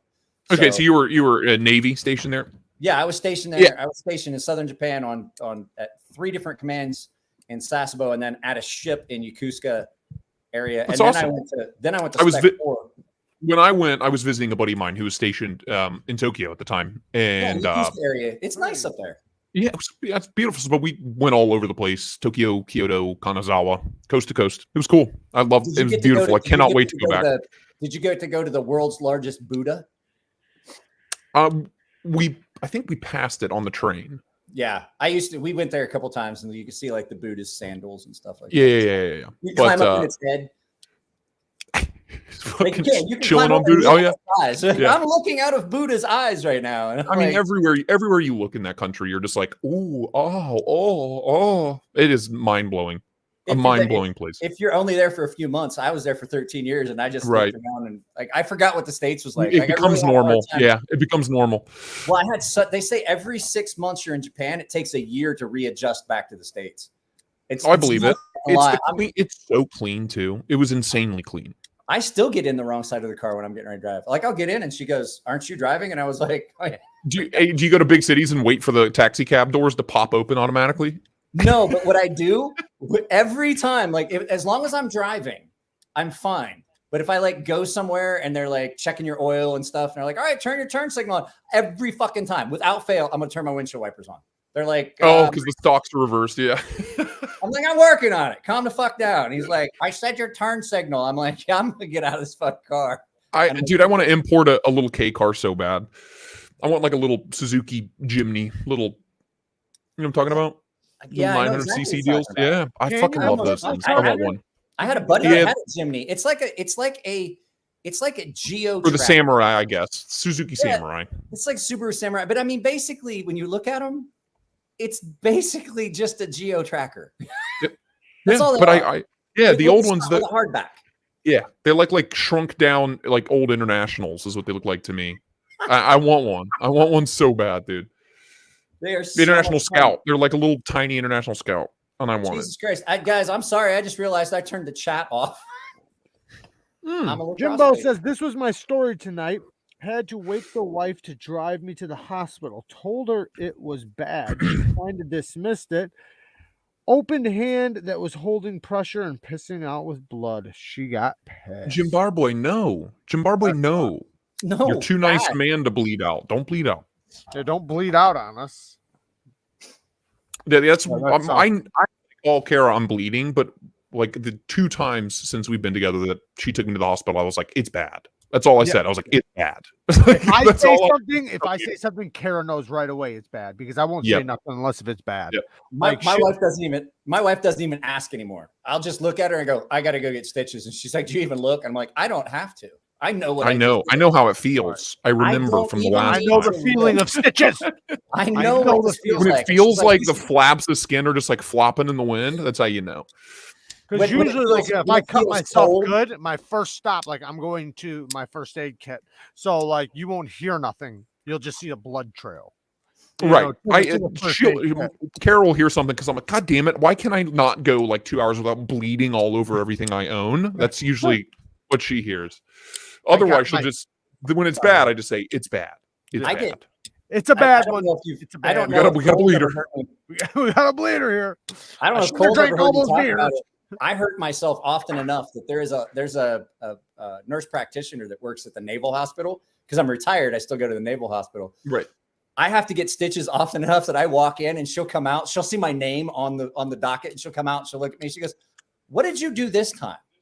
It's like, so we'll go in and she's like, Mr. Emler, is it time for our annual appointment? And I'm like, yeah, it's it's time for our monthly appointment. Yes. It's like annually. So here 2-3 years ago, I was at a friend's house and we were moving some shit. He had a piece of sheet metal that he had cut and there was like one of those little flips and I stood up under it and I'm like, oh God. And so, I mean, my back was, so I'm allergic to the numbing agent. So they basically just have to stitch it. And so I'm sitting there and she gets done. She goes, well, I put 5 staples in your back. I was like, oh, I know. She's like, I felt every single one of them. Thank you very much. That's right. You felt that. I'm like, yeah. Fuck. The sheet metal's the worst, dude. Or like a can, the corner of a pop can will do more damage to me than any knife will ever do. I got my pinky toe off one time. I was cutting a flea collar off the cat and I got too far up in and I was holding the flea collar and I had the scissors and I snapped a pair of scissors down in there. And I'm like, yeah, that needs fucking stitches. I'm like, that fucking yikes. Yeah, dude. It's like the saw blades hurt worse than any cut I've ever, They're not really sharp.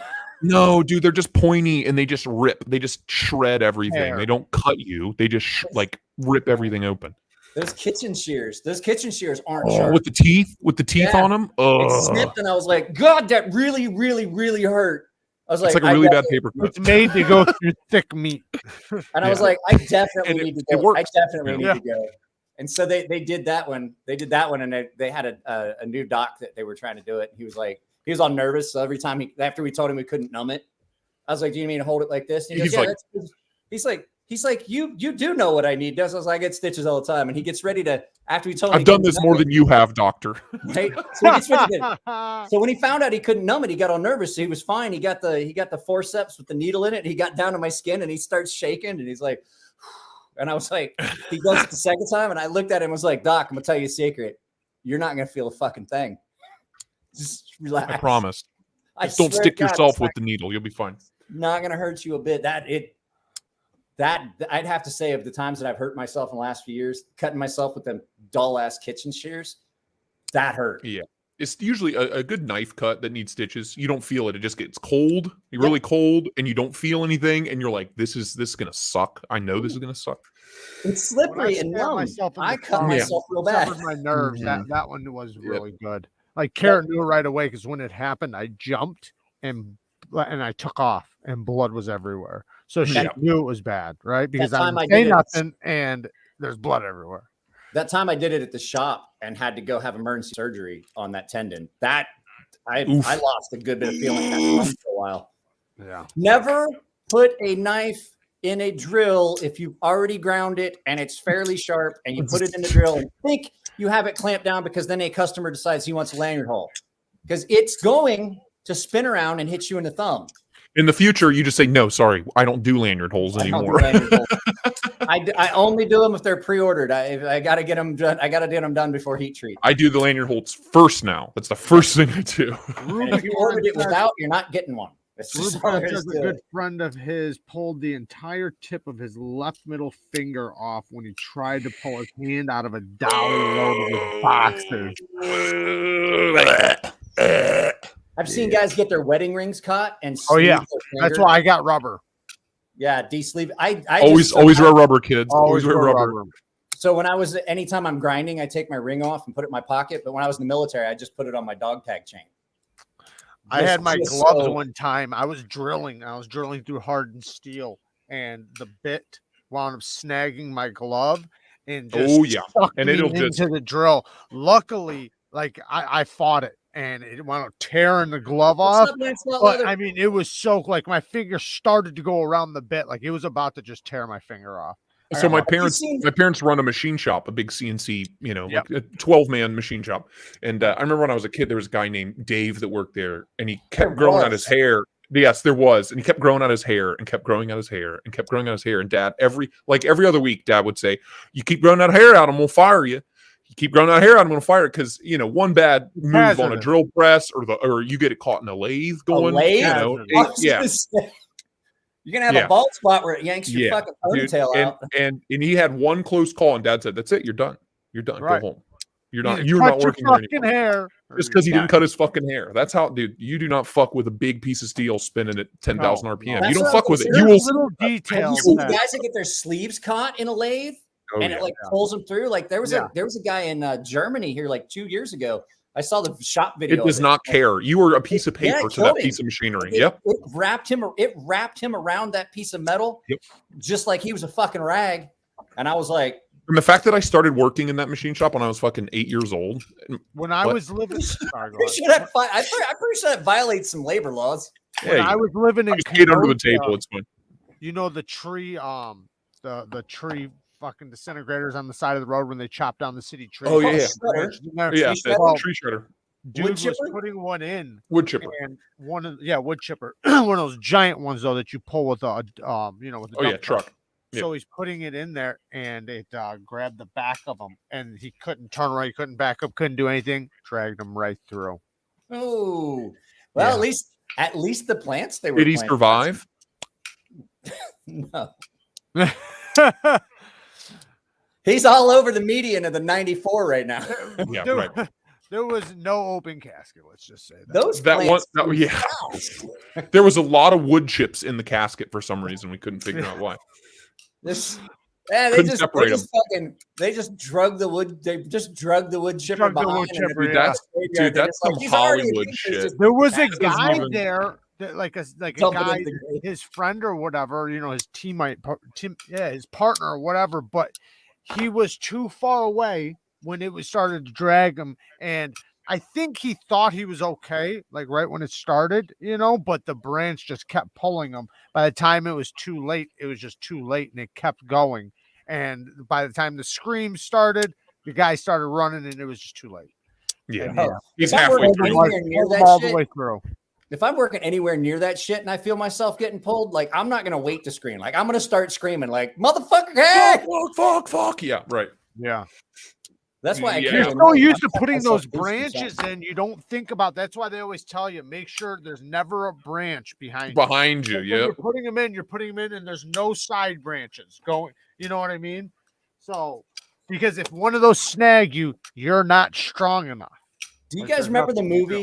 movie? The movie that the oh fuck, I can't. Tucker and Dale versus Evil.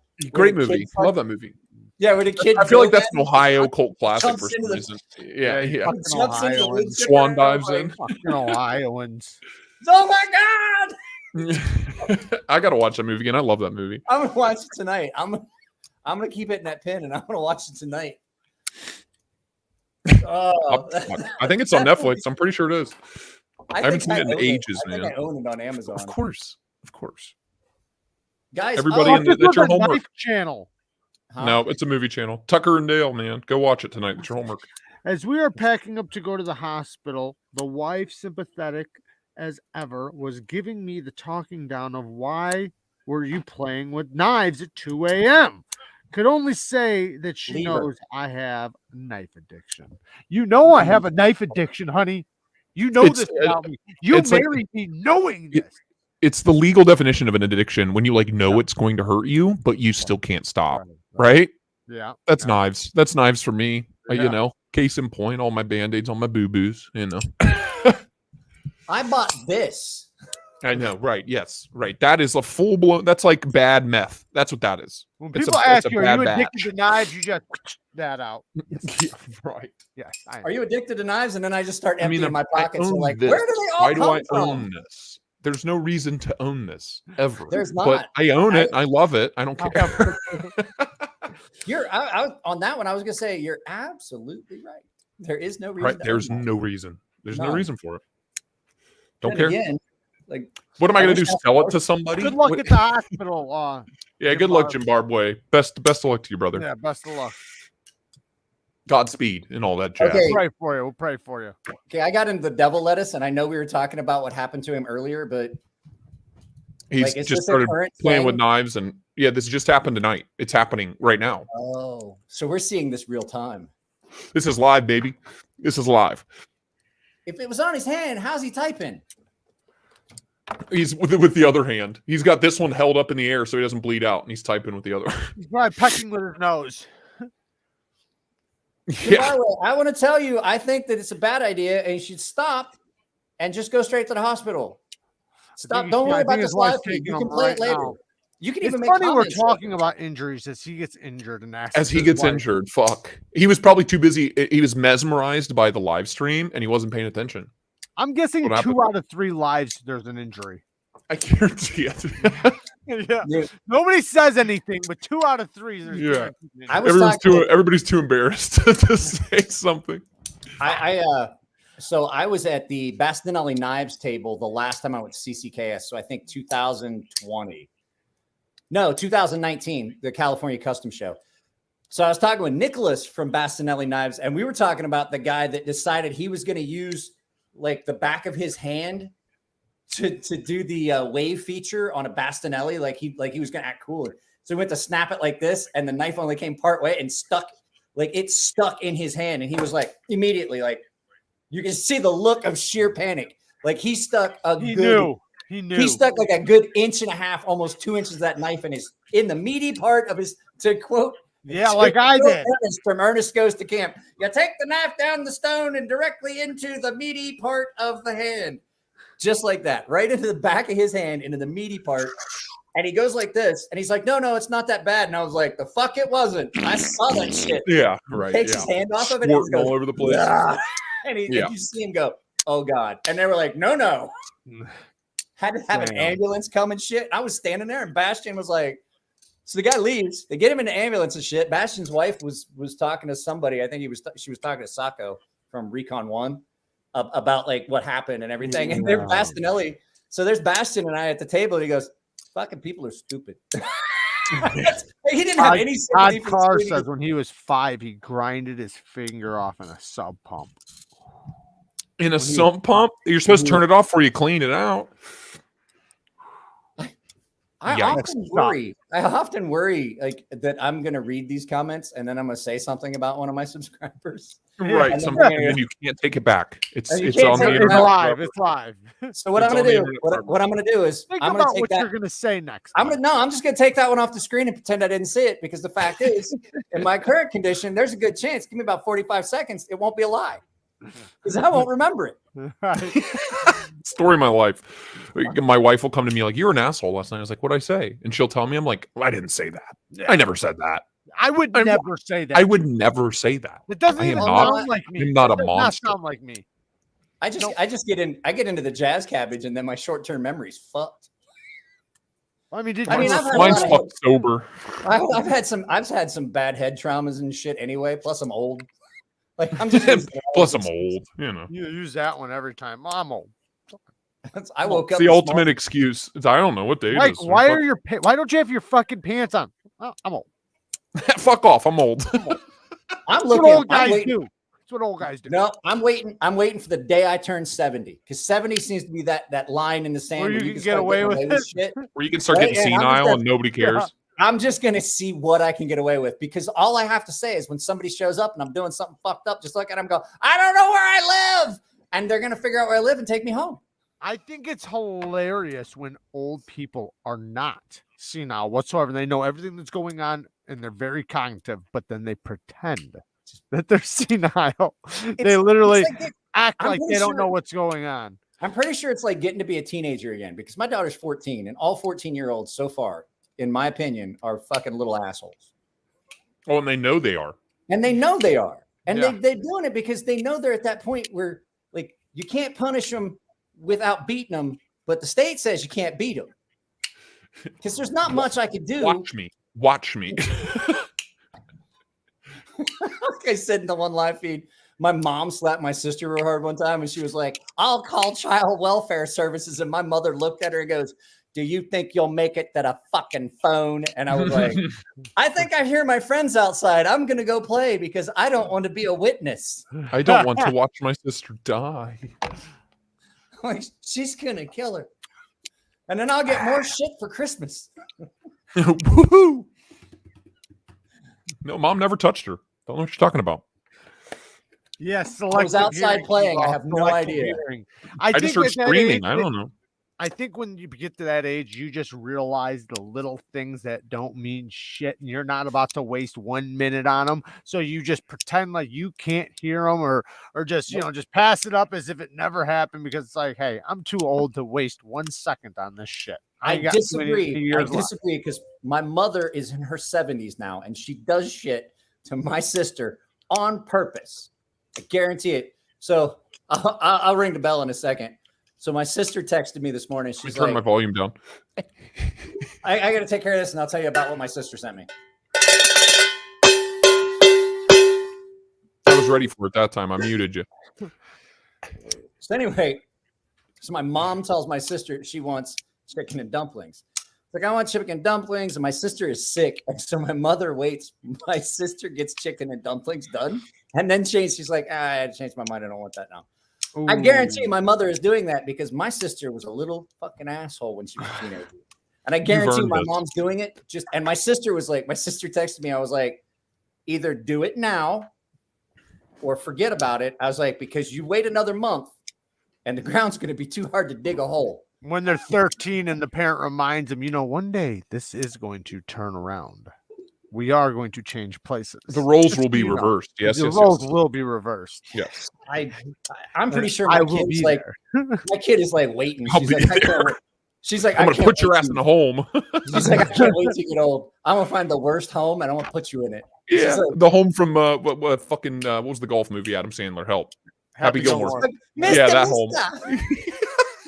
Mister. The fucking Hey, air you know, conditioner Mr. falls on that Lady? lady. I think I just killed her. Yeah. God, dude, Ben Stiller's the asshole, like fucking attendant. You know what? Great. He plays that part so well that it makes me So wonder if well. he's actually acting. So well. Right. Well, I mean, he does like that. He basically reprises that role in Dodgeball. He's like the exact same character. I was gonna say he did it in Dodgeball too. Like he. All right, I Did it think I'm very gonna well. head out, ladies and gentlemen. Yeah, it's midnight here. Yeah, I might do the same. my thing's about. This has been fun. Yeah. Cole, I'll get. Yes, a hold sir. of you when I do an actual. We'll do an actual podcast. Please, I'm down, man. Yeah, I'm down. We'll do it on a Friday. Okay. But Cool. this is. I just wanted to do this because I knew this would be fucking fun. It's great. And it's always. I don't have a podcast this week. I thought I'd get all three of us together, and I figured it would be fun. It's beautiful. The Holy Trinity. It's the Holy NAF Trinity. Well, I mean, two Ohioans and Jared. This is more East. This is a bunch of East Coast guys talking about knives. Finally, not a bunch of fucking California hippies. Right? Ohio, you know what I mean? Ohio, that bastard offshoot of the United States. Yeah, dude. Yeah. It's shaped like a heart. I mean, how could you not love it?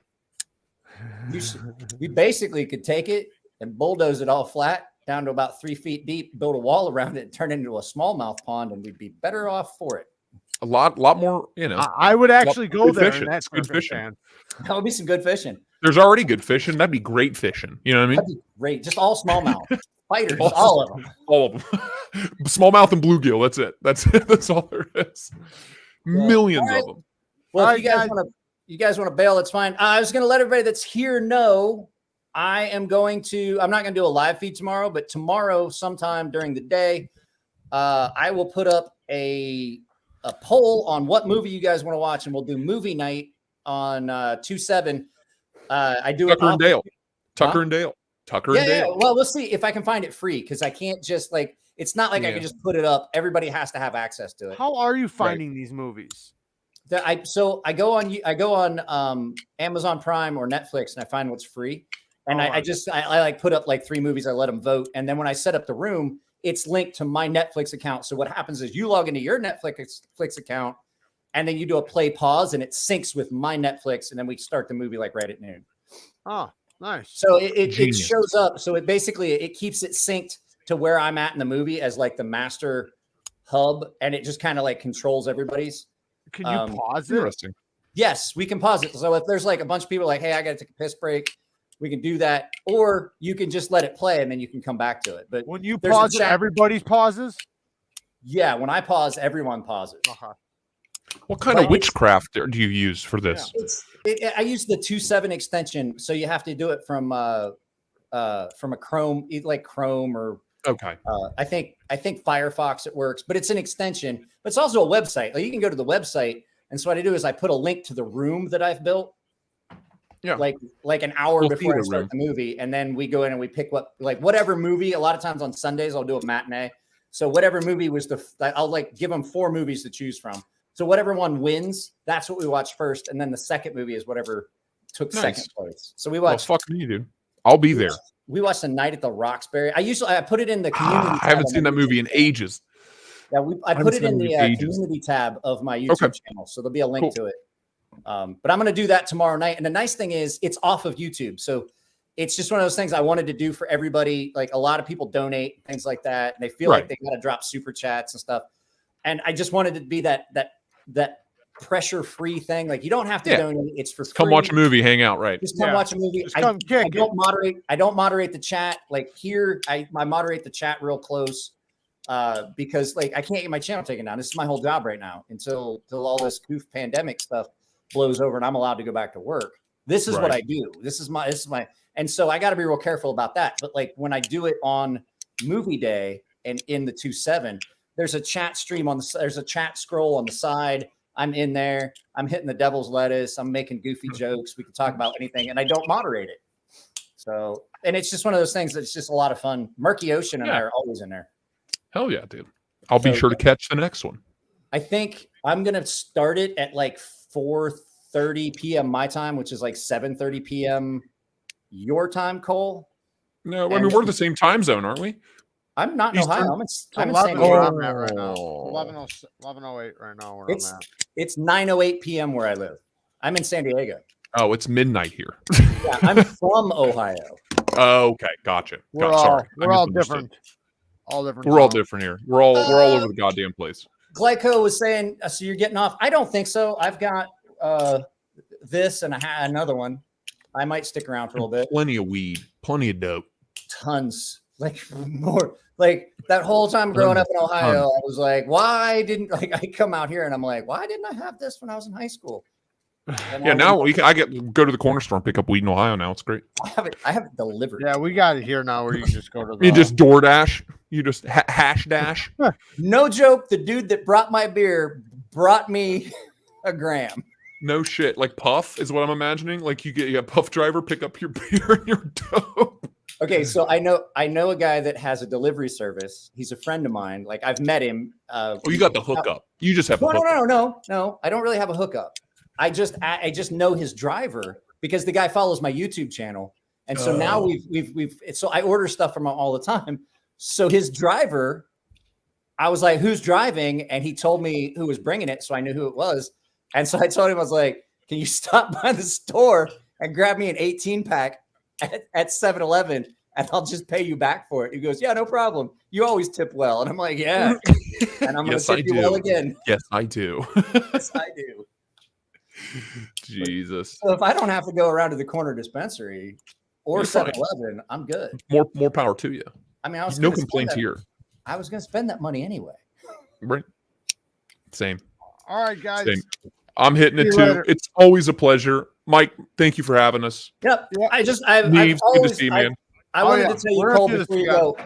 I remember the first couple of videos yours I saw, and I was like, "Oh, this channel is going to be great," because I saw your editing and stuff so much better than mine, and it doesn't look like you shoot in your garage like I do. No, I don't have a garage. I kind of like that feel. Like, hey, let's keep it. Yeah, hillbilly. right. So right. Everything in front of me is hillbilly as fuck. Like everything outside of this room is a nightmare. But I try to keep that one area. Try to keep it clean, classy. This is my knife zone. Good. This is my Zen garden. I have my little studio area, my workbench studio area. That's mine. It stays clean. There's no laundry and shit over there. My mini arcade is on the thing. Ooh. So, oh yeah, go check out my Instagram post. I posted up pictures of my miniature arcade. I have 1/6 scale playable arcade cabinets. Oh fuck me, dude. I'm getting a third one.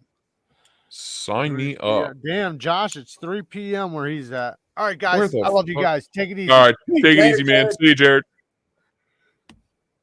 Hold on, let me look at this cabinet before I get out of here. Oh, I have the. You get the little change. You get the little change machine too. Okay, so what that is that's a USB block, so you can plug those in. Are they just little like Raspberry Pis?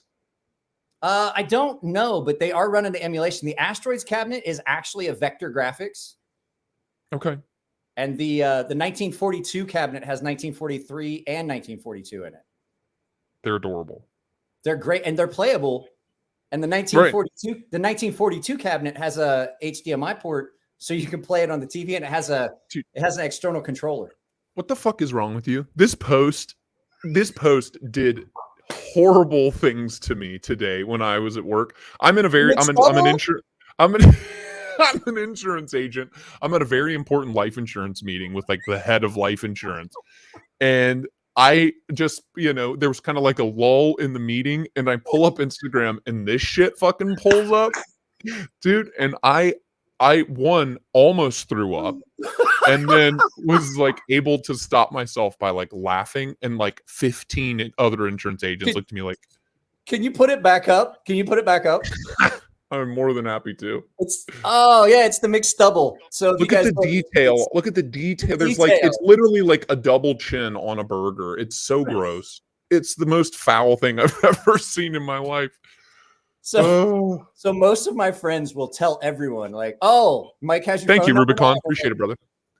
A lot of guys are like, "Mike, you have your Mike has your phone number now, right?" And they're like, "Yeah, I gave him his phone number." People that meet me for the first time at like a knife show or something, he's like, "Never open a text that Mike sent you in public. Don't ever do it. Especially if there's an image attached. Don't do it. Yeah. Just don't open anything Mike shows you." Like that's something that should be like relegated to the story, but for that to just be on my feed, like in this meeting, thank God I'm in the back of the room, like my back's to the wall. But if I had been like up front, like 18 people behind me would have been like, "What the fuck is that shit?" I did insurance out here. I did health and life insurance out here in California for a while. So I know what you're talking about. You're being in one of those meetings, and you're like, I don't give a fuck about any, especially like a presentation, like how the benefits packages work. Oh yeah. Oh, we have changes to the life policies, and I'm like, cool, dude. Fuck off. Fuck off! I don't care. You got a flyer for it, right? I'm pretty sure. Right. Yeah, give me your flyer. It breaks it all down, and then all the meeting is like a dude reading the flyer that he just handed me, and I'm like, cool. Thanks for wasting 3 hours of my day when I should be spending time making money. Thank you. Right. Yeah, I always hated that. Like they'd have the training and like, oh, these are the changes, and I'm like, so the only thing that changed was the overall price by like $3 a month. Right. And then they bitch the next day, like, why didn't you sell anything yesterday? It's like, oh, because I was fucking sitting around with my thumb on my ass for 4 hours. Sorry. Well, that's because by the time I left the office, it was time for me to do my. I went home and made knife videos. Sorry. Sorry, I figured that we weren't trying to sell anything because by the time we got done, it was 4:45, which most businesses close at 5. And I didn't think I wanted to go bother a business owner right before he closes because I don't know if you know this. They don't fucking like that. No. Just like I don't get I like getting calls at dinner time. Don't call me. I sell insurance in all 50 states. Don't fucking call me. None of y'all. If it's 6 o'clock my time and I get a call from you, ooh, I'll probably still sell you insurance. Actually, he's going to sell you insurance, and then he's going to give me your information. He's going to tell me like, hey, if you're ever this direction, you're having a shitty day, why don't you look this dude up? See if you can't kick his head in with storm drain for me. Just tore in for me, would you? Just scare him. Don't hurt him. Just scare him a little bit. Like knock his butthole out. Like kick him in the ass so hard his butthole falls out. Like that's what I want. He's got a great life policy. His wife will be fine. His wife will be fine. I did the Aflac cancer plans, and I always had people that would call me. Oh yeah, the cancer plans are big, baby. They're still hot. Well, the cancer plan is a good plan. Like honestly, guys, like I'm welcome to insurance talk with Mike Emler. Like, I'm not gonna lie to you, the Aflac cancer plans are fucking really good. But I would always have people that called me that wanted to get it, and they were like, and then they give you too much information. You're like, okay, that's good. And yeah, so I went to the doctor like 3 days ago, and I had a test that I was like, see, I told you to stop talking. Shush! Don't tell me. I didn't hear anything. I told you to stop talking, but you didn't listen, and now I have to tell you that you do not qualify. You are disqualified. You now have disqualified yourself because I told you to shut the fuck up. Too much info, man. They'll fuck your rates real good. Oh, they will. Like, oh, but yeah, I used to smoke like 4 packs a day until like a month ago. And I'm like, yeah, and you're like, well, let's hold off for 6 months. Let's just be safe. Just be safe. Maybe, hopefully you won't just keel over and die. Yeah. In the next 6 months. But I mean, $1,000 amount sounds good to you. It's cool. Whatever. If you got to take off, I'll tell you what, I will shoot you a DM a little bit later. Please do. I'll just give you my phone number. That way you can just text me. Perfect. Please don't send me any stubble pictures. That would be the mildest thing you would get. Like you would be like man, he sent me a stubble picture, and then you get something like later, and you're like, the stubble picture was weak. What the fuck is this? Yeah. I'm never gonna sleep again. Yeah, and God help me, my wife will see it and she'll be like, why do you like these people? My favorite thing is to find a friend that I know is just completely fucked up in the head. And you got one right here, buddy. Just text them something. Like you just text them like the weirdest shit possible. You know they're really like when you get a friend that you know is like just fucked in the head, and you send them something at like fucking midnight, and 5 minutes later you get a oh God. Why? Like, why? Most of the good responses are why. Why? Why do you like this? That's how I know. That's how I know I've done good. I've done good with my life. If somebody hits me with a why. My favorite is when they fucking like, I'm blocking you. Like you're like never again. Never again. This will like, never I'm putting you on do not disturb after a certain period of time. Hey, sheesh. Well, fuck, man. This has been a blast. I'm super excited to do podcasts. Let me know. For people in the chat, I'm doing a giveaway. Oh, what are you giving away? I'm giving away my first giveaway. So we'll start with the low end. There'll probably be more than this, but the drawing is this week. So you need to go find my video, the riffle. We're giving away a riffle. I got it. I love the riffle. And then the grand prize is the Knife Joy exclusive Spidey Chef. Not a fan. Really? I have 2 of them. Love it. I just like, I don't know what I like about it so much. But I'm not a fan of most Spyderco knives. But this bitch is new. Still got the sticker on it. Ooh. LC200N. How many subs are you at right now? I'm at 1,300. I said I would draw when I hit 1,250, but I went from 1,200 to 1,300 in like 4 days, and I was like, your channel is so much fun. How hard? Like, I don't understand. Like, your channel's like fun. My channel's like almost fun. Your channel's like a lot of fun. My channel's like getting to be fun. Like, I'm starting to make it fun. I'm getting there. We're getting there. But it took a lot to get to it being fun. Like, it took a lot for me to get past that. You just don't seem to be that guy. You seem like that guy that just like, I'm just gonna fucking say whatever I want. Right. Yeah. And then take really pretty pictures and videos. Yeah.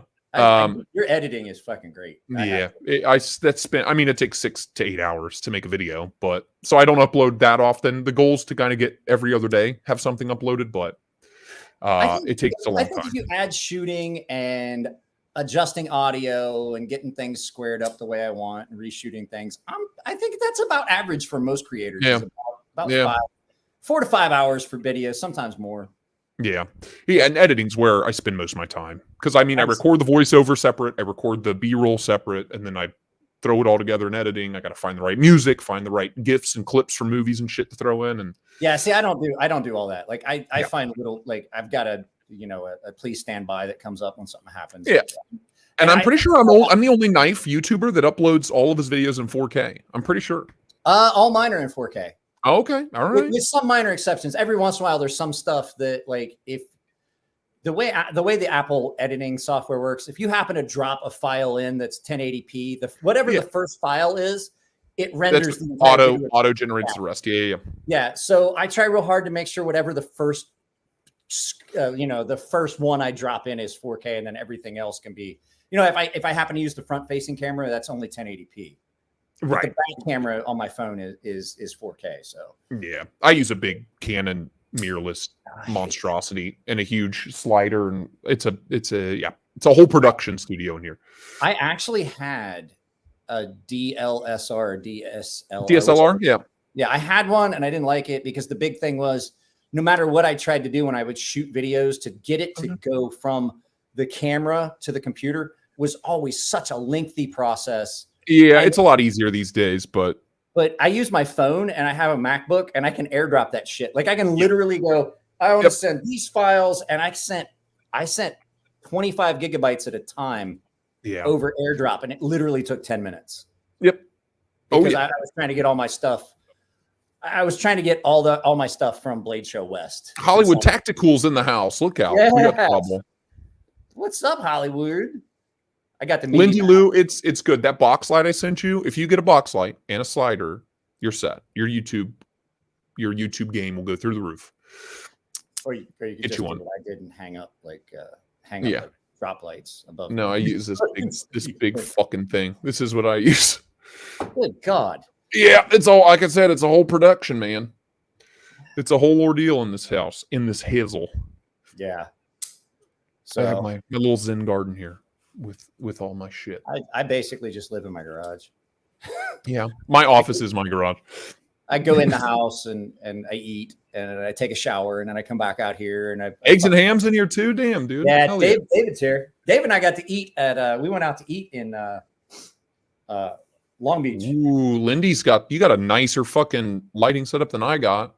Big pimpin' with your Kelvin adjustable fucking witchcraft over there. Sheesh. Why is it every time someone says Kelvin, all I can think of is that scene from the original Dune movie where they're out over the temperature is 362 Kelvin. Yeah, which is like what, 1,000,000 degrees Fahrenheit. No, I think actually it's really not that hot. Like, I did the math one time, and I'm like, wait, that's really not that hot, because Kelvin starts at absolute zero, which is well below our zero. So yeah, which is like, so I just Googled it. So 0 Kelvin is negative 460 Fahrenheit. Yeah, so I think if I remember right, in the movie, they said it was like 340. It's 191 degrees Fahrenheit. That's still hot as fuck. Yeah, but it's not as hot as you would think. Like, right? Yes, true. I think I hear Kelvin, and I'm like, that's like 10 million degrees, right? Yeah. And I think that's what they were aiming for when they shot that movie. Yeah. I don't think they actually knew. It sounds scary and fancy. Roll with it. I'm excited for the new one. I'm really excited for it. I am too. It looks like a fucking art house masterpiece, and I'm all about it. There's a channel that is about to start doing an audio drama of the Dark Tower series by Stephen King. Okay, that movie caught a lot of shit, the Dark Tower movie, but I didn't hate it.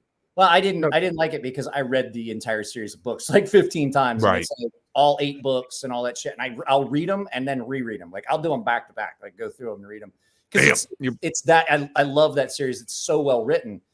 It's not like your typical Stephen King book. It's more like you read it and you're like, oh, now I see why I was a literature professor. Right. I get it. Well, so the director of the new Doom movie, Denis Villeneuve, or however you want to say it, his movies are outrageously good. Sicario, Arrival, Blade Runner 2049 are like 3 of the best movies of the past 10 years. So I have to agree. Sicario is a great movie.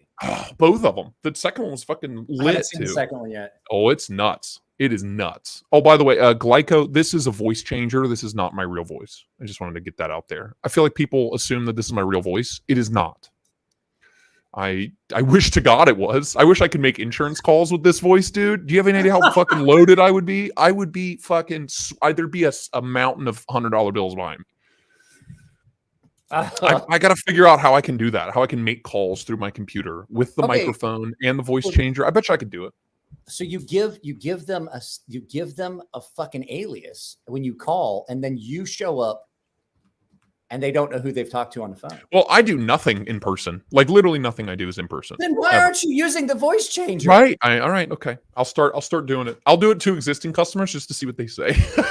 Okay. So I would do it with one new prospect. I would do an experiment. I would like pick all your prospects, split them up, even ranking. Like, okay, what's my likelihood? Because you know when you do your rankings and you come through in like the 6 and 7s, you get a unicorn where those guys are in that perfect zone. Oh, yeah. The perfect, the great white whale. Yes. Yeah. That when you get that unicorn that fits all the bills and you can sell them everything.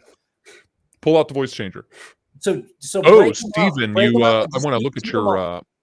Let's keep them all even, like split it up and see voice changer sales across this group versus non-voice changer sales across this group. But they have to be like an even grouping. Like you have to have pretty much the same odds of being able to sell and see if right. So Eggs and Hams over here calling me out saying I have a high pitched voice. So this is my where is it? Where's absolute zero? This is my regular voice. This is my real voice. It's not that bad. I'm not a little squeaker, am I? No. You guys want to watch Disney again? This fucking thing, man. Why can't that picture just fucking stay up? Jesus Christ. So here you go, Glyco. I turned it off. This is my regular voice. This is it. You're welcome. I'm turning it back on. This is what I sound like all I can go real low. I can go real low, dude. You want to get down? Yes, Satan. Bow to me. It's not like the commercial for that new Diablo re-release. Yeah. My wife's been playing it nonstop on the Switch. Is it good? It looks really good. It's the same game. I mean, it is the same game. They just rebuilt it from the ground up. I just don't have a PC anymore, and it's on everything. It's on every console. I know, but I don't want to buy it for PS4 because my PS4 is fucking getting old and shit. Because it'll helicopter through the fucking ceiling. Like, why is it on fire? Yeah, right. Yeah. You're welcome, Glyco. I hope you're laughing at. I don't know what you're laughing at. My Satan voice. Gents, I must retire. Zimbabwe, it is 5:30 a.m. Jesus fucking Christ. Go to bed, dude. What the hell's wrong with you? So what did they load you up on? I'll give you a toast for goodbye. I heard someone say this, and I was like, I'm remembering that toast. Here's to hell. And may the stay there be as enjoyable as the journey to it. That's good. I want that on my gravestone. Or I want that read in my funeral, at my funeral. I have a whole funeral plan as well. I got to have the flailing arm man with a sign. Oh, the waving arm inflatable tube man. Yeah, with the arrow that points to the funeral. At one point during the funeral, I want my casket to be up on the podium, and I wanted to play the Jack in the Box round and round the mulberry bush, oh, God, just at increasing speed until everyone's uncomfortable. Like, is the coffin gonna pop open? And then have the coffin spring loaded just to fuck with everybody. Perfect. And then I want one of my friends to come in dressed as the Grim Reaper and has to throw a like elbow drops the casket closed. No, he has to throw a bouquet. He has to throw a bouquet of black flowers, black roses, like at a wedding. Like who's next? A classy touch. Yeah, he throws it backwards. Like who's next? Yeah, I don't want my funeral to be stuffy. I want it to be fun. I want people to go and go, I can't wait for this. I can't wait for the next one, you know? It's like, I know Mike, and I'm guaranteeing you this is not going to be a normal funeral. Yeah, like right when you walk in, coolers of beer, right? A full wet bar, right?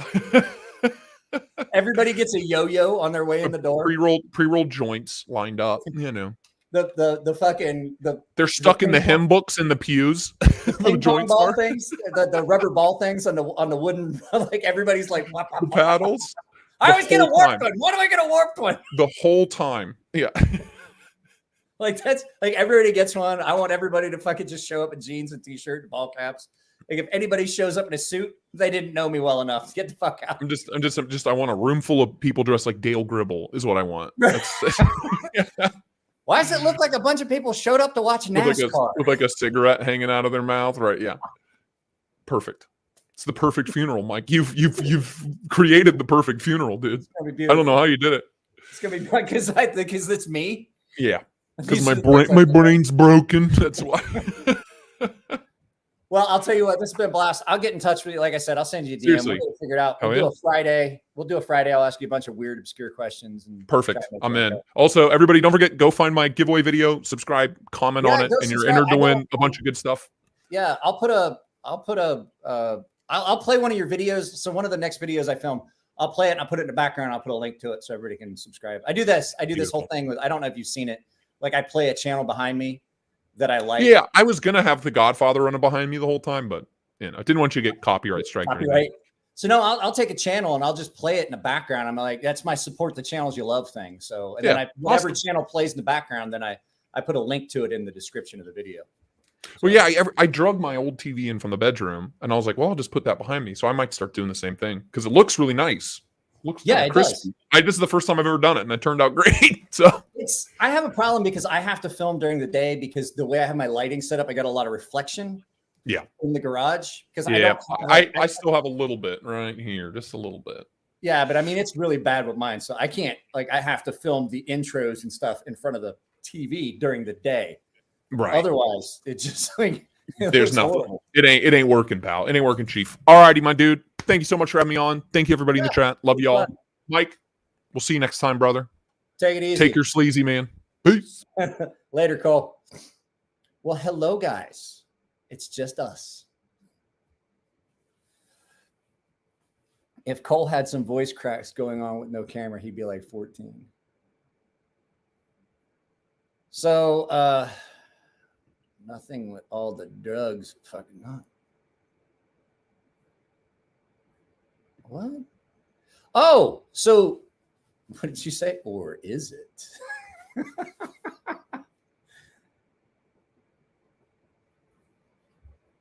That's fun. I've been wanting to get Cole on here for a while, and I was like, fuck it, I'm gonna get a hold of him today. And I was like, Jared, do you have a way to get a hold of Cole? And he's like, on Instagram. I'm like, well, shit, I already did that. He's like, I'll reach out to him too. So I just had them both on because I figured it'd be fun. It's like I said, Cole, if the knife world had movie trailers, Cole would do the voice, and if caffeine was a person, it'd be Jared Neves. Hey, Mike, how are with sharpening 3V? Okay, so I do know that when I get on the jazz cabbies, my dyslexia gets worse, but I'm pretty sure there's at least one word missing.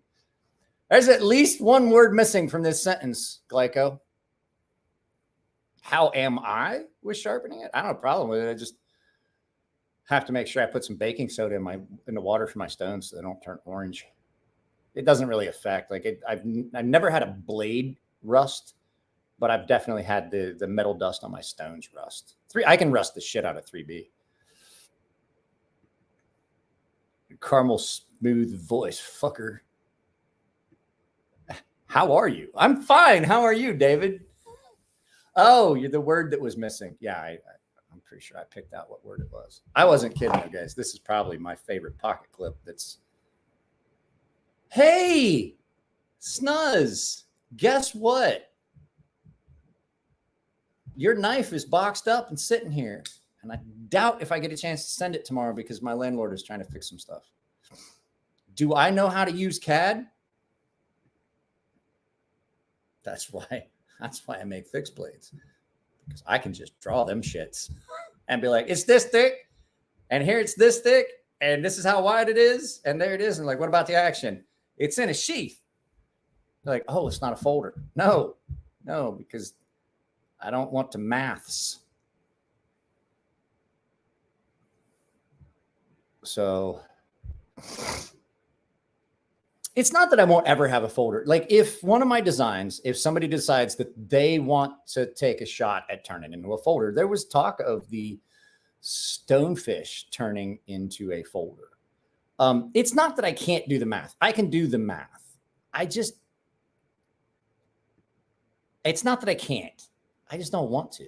I've said it before. Like I had somebody saying, it's like, oh, you should go back to making knives and just do making knives a bunch. I'm like, I've never been a knife maker. I'm a hobbyist. I've had a couple good designs. I've got a couple more good designs that are hopefully coming out soon.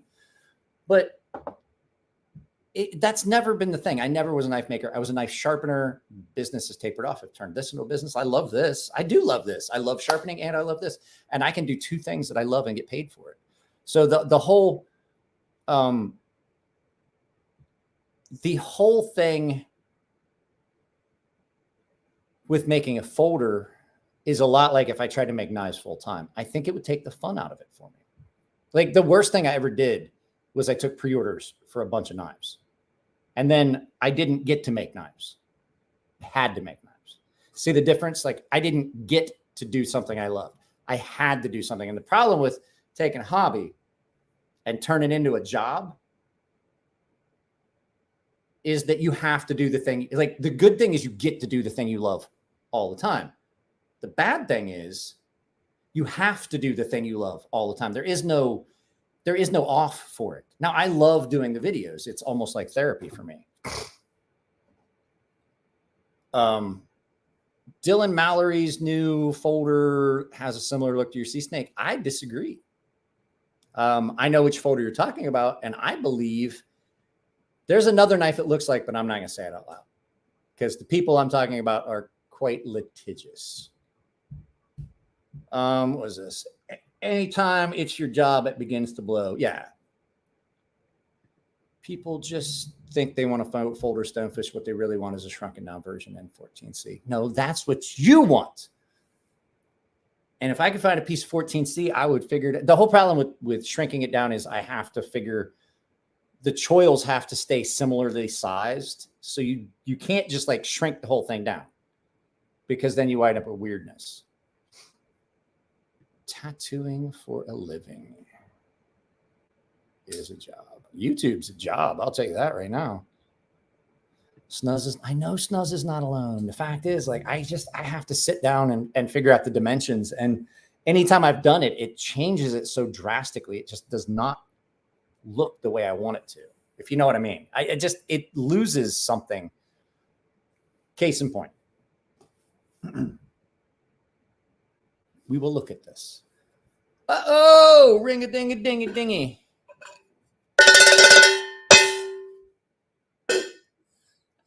I should have warned Cole that I don't have like a little ding-ding bell. I got like a big... Okay, Glyco. So I'm going to answer that. That's a no. I only make... Jim Skelton and I agree on this.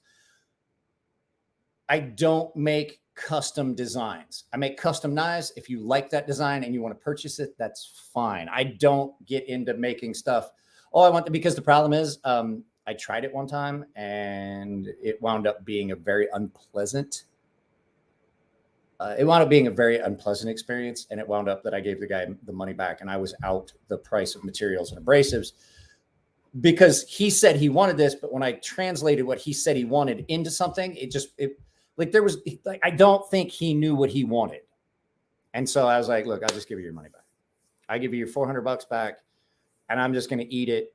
And so I had already bought a bunch of abrasives and stuff. And I was like, it's become apparent to me that I don't think you know what you want, even though you say that that's what you want. So as a hobby knife maker, that's the way to do it. Like I just come up with a few designs. They've sold well. There is what used to be called the Stonefish Tactical Dagger. which is basically my combat knife, but with a dagger blade and some minor changes to blade dimensioning and things like that. We're looking at possibly getting that done. So it may be coming. Chicago 23, Shopcat. Shopcat's in the house. He's no longer Shopcat. He's wife's cat, basically. Wherever my wife is at, that's where he wants to be. If she's on the couch, he's on the couch. If she's in the kitchen, he's on the chair next to her. And then if she's gone, he will find something that smells like her and lay on it. What are we doing here? Snuzz Beardo through Wii? No, not through Wii. Wii is not taking on any more designs. There may be a re-release, though, of the Stonefish. No, I'm not disclosing anything. I'm just saying it's not with Wii. Okay, so 20CV, M390. M390 is actually cleaner. 20CV is a great steel. They're pretty much the same steel. They're basically the same. The difference you see between M390, and I talked about it with Elliot Williamson about this, it's the consistency and the cleanness of that steel in M390 because Bowler Oodleholm is on like Gen 4 of their powdered metallurgy process, or 5. I can't remember what he said, Gen 3, 4, 5, something like that. And the American's 20CV, CPM 20CV is still first generation powdered metallurgy. So, you know, there's changes with each revision. And so like each gen is a little cleaner, more consistent. M390 just happens to be a little bit more crisp and consistent and things like that. Does it affect the carbide size and how sharp it gets? M390, it depends on the heat treat. 20 CV at a higher Rockwell feels like M390 at production, like the edge it takes. So yes, the carbides have a lot to do with it. The size of the carbides. Like I'm not gonna lie. Like a lot of people like, oh, you should try this steel. It's got such an ultra fine grain structure. Well, the reason I like some of the older steels like 14C and things like that is because I can put a mirror polished edge on it and it's still real toothy. M390 will do it. 20CV will do it. But then when you get into some of these super fine, super clean, fine grain structure steels, ARRPM9 is one, actually. That's my only problem with it. If you, S35VN as well, the grain structure is so fine and the carbides are so fine that when you get it to a point, it's sticky, sharp, and it's really sharp, but it doesn't have the horsepower to cut. It doesn't have that aggressive edge. And so what you have to do is if you want it to cut well, you have to go back down in grit to a lower grit to give it back its tooth. That's why I don't take S35VN beyond about 1,000 grit. I feel like do you think it's worth buying a tool steel over a stainless? I mean, they each have their point. This tool steel is definitely gonna be more resilient. It's probably gonna hold its edge better. But then, you know, stainless is gonna probably hold, you know, be a lot less corrosion. I mean, there's some stainlesses out there that are just not that stainless. But do you think has the better? I don't know. I like the heat treat that. I like the heat treat that Reat and we use on their 20CV and M390. It's pretty good. I think the heat treat that Reat does on their M390, because that's what this is in, is just pretty good. Who made the Stonefish? Hollywood. The Stonefish was done by Wee Knife Company. So no, Snuzz, we did not. WE, both capitalized. They made it, not us.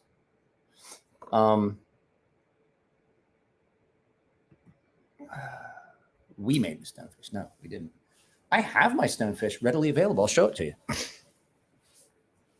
I have my production one right here. I had it out. I was looking at some things. I actually was looking at it, thinking about how I would do the mini, what I would change. I'm not seeing it, but that's the Wee Knife Company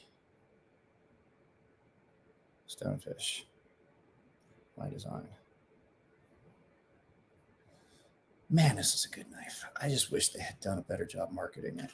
I think it came out. I don't know what happened when it came out that it just didn't do so well. They're still on shelves at places. Like, this is a really good knife. And I tried to publicize it, and I don't know what happened. I don't know if they just didn't push any money into a publicity campaign, if they just thought it was just going to happen. But like, that's a good knife right there. I love this knife. This is still one of my favorite knives. And it's because it was designed for me for a purpose that I wanted. So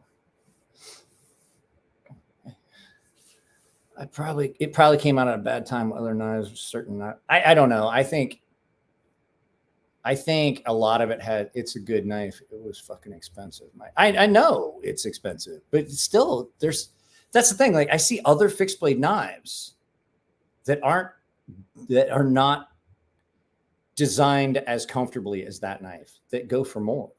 Like, there's $300 and $400 fixed blade knives out there. And it has to do with the company name.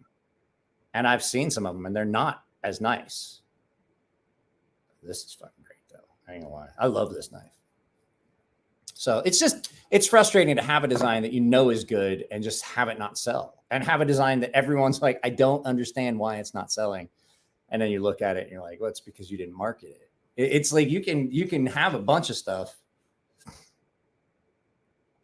I don't know, but they had a fixed blade. They had a fixed blade that, okay, I love Bob Terzuola, and I do like that knife that he made, but I was like, that's the knife that took the best. I mean, was it a good knife? Yes. Was it best in show? No. Sorry. There were other knives there that were better. It was that Civivi. Like, I lost the year that this went out. This was up for the best new fixed blade. I lost to a knife. The awards thing is all arbitrary anyway. But this knife took second to a knife. It was best new fixed blade. This was up for best new fixed blade, and I lost to a SOG Seal Pup. And I was like, how? Like, I was issued that knife when I was in my 20s. Like, how? That's not a new knife. I was like, I'm in my 40s. That knife's been around for 20 years. I could check out the Cazador, pretty nice artisan folder. Maybe that can scratch a little itch for you. The Cazador, I'm giving one of those away soon. Guys, I put up the thing. Don't forget, if you're not a member, I am doing a giveaway of that SOG Pentagon Elite 2 right around the beginning of the month. That's $145 value, and I'm giving it to you for free. Well, not free. You have to join my memberships. And if you guys were members and you're noticing that you don't have your little logo, I had a bunch of people drop out of the membership stuff. So check your membership status just to make sure, because I know credit cards expire and things like that. The Pentagon is a big boy. It's a big boy. And you shook hands with me, so you know, it looks big in my hands, which should say something. Like, it's big.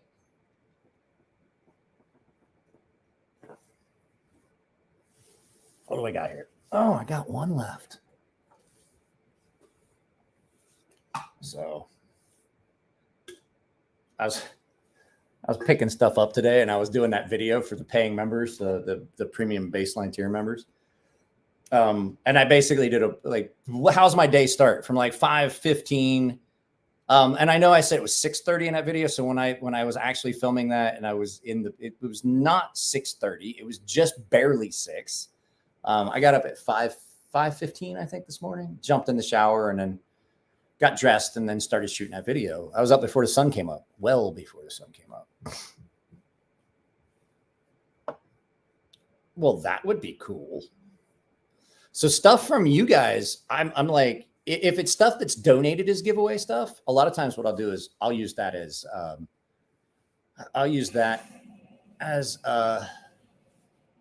just general, like the flash giveaway stuff. Like I have a bunch of stuff still for that. So like, I don't know, we'll figure it out. Yeah, I have medium hands. I don't think there's an H. I think it's just medium. I don't think there's an H in that. Not 100% positive, but Guys, I am going to have to get off of here. It's 9:48. We've been doing this for 2 hours. I just definitely wanted to. Hey, look what I found. I might change my mind. I forget what I just said.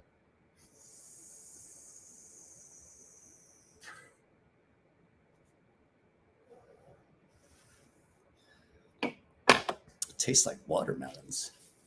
Hey, Bart. Shh, medium. You want the H. That's funny. I heard you wanted the D. Forget I said anything. Murky, are you taking off? Like I said, I will be doing movie night tomorrow. I'm gonna set a reminder so I don't forget. But I'll do movie night tomorrow afternoon. I'll do it. I'll set it up. I do have some stuff to film. I have some stuff I need to film, but I may just not. I think I need to take a day or two off. I'm exhausted and I'm getting ready to go to a show and film 2 whole days, probably 3. I'm going Friday night, Saturday, Sunday.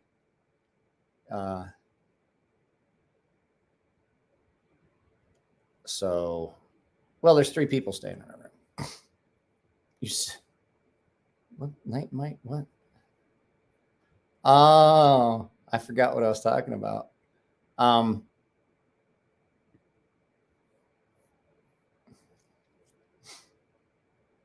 Heard what? I'll ship it when I get my first paycheck. I'm glad you got a job, Snuzz. Or I mean, Beardo. I'm glad. I'm happy. Keep me in mind at CCKS. All right, you're going to have to remind me what it is I'm supposed to keep you in mind for at CCKS.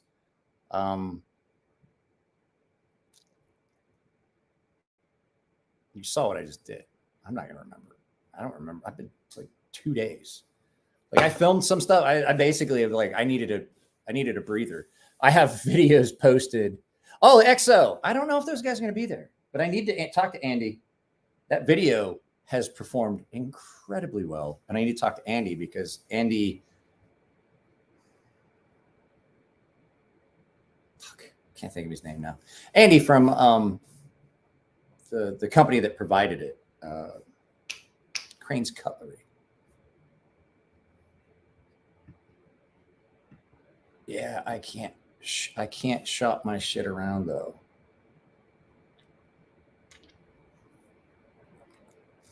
Yeah, I can stop shopping.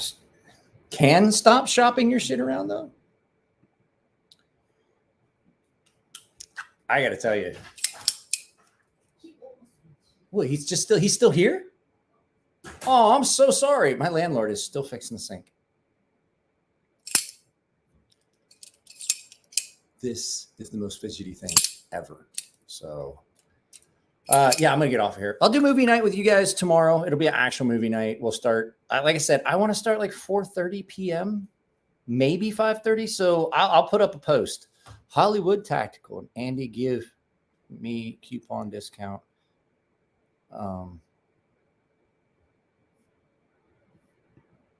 Okay, so here we go with you and I have talked about this, like the differences between like what I think is expensive and what you think is expensive, because I would have paid $100 more for this. Like if this was $377, it'd still be at my house. If it was $477, I'd think about it real hard and then maybe pass, but there's still a chance it would come home with me. I got $1,000 knives in my case. We've talked about like the differences between like where you are in your where I'm talking to Hollywood Tactical. Where you're at in your knife collecting is where I used to be years ago, and then I realized I was like, then it's so expensive, but it's so awesome, and then it turns into a snowball.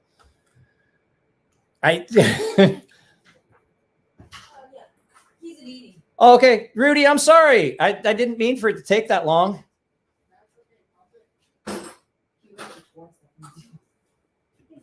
Hang on just a second, guys. I want to go talk. Rudy. Were you able to did that happen?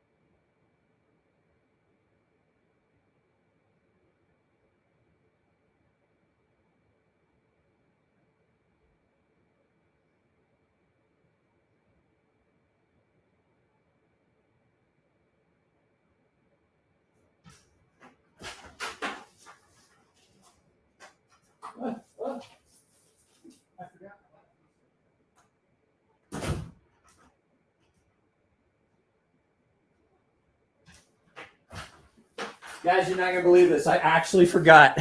I honestly forgot we were still doing this. I was talking to my landlord and I was like walking around. I was like,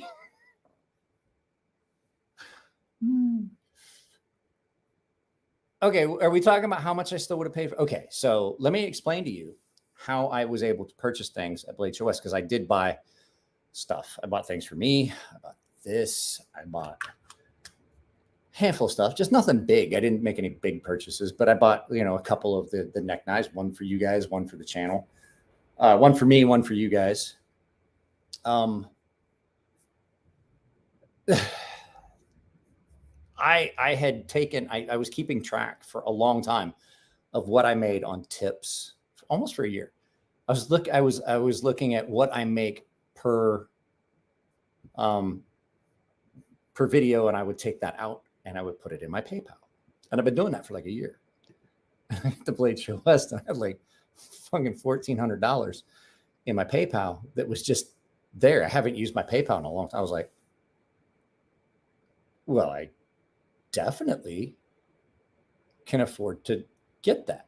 So I would say 6 would have probably been my cutoff point. Is this knives and tires? Yeah, I had to buy tires. I would have at 6, I would have still bought it. But the thing is, like, then I came home and I had to put fucking tires on the car. And I definitely used some of that PayPal money to put tires in the car because that was ugly. I don't know if I would spend that much. Josh, where are you? Are you in Europe or something? I know we've talked about that. Are you somewhere overseas?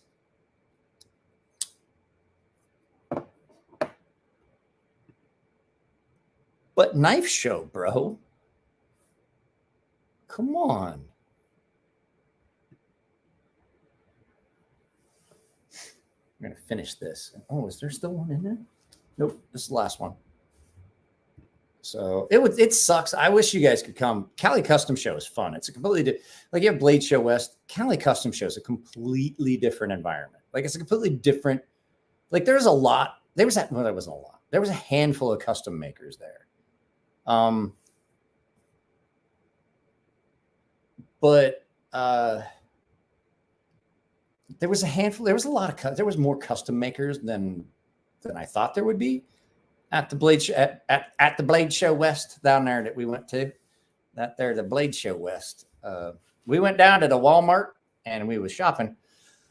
Any rate, you ever notice hillbillies? They always put the in front of the place they're going. They were going to the Kmart there, and I don't know why.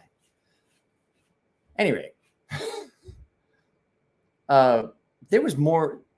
There's a completely different environment between Blade Show West and California Custom Show. California Custom Show, there's a lot of custom makers that show up, and they're different. They're all their own unique, special blend of weird and dangerous. It's just custom makers are just weird and dangerous. It's like if you get, as you talk to them, you're like, this guy more weird or is he more dangerous? Like, is this guy just weird? Like, I want to go drinking with him and it'd be fun, or this guy is weird and dangerous and I don't want to go to the parking lot with him, that kind of thing.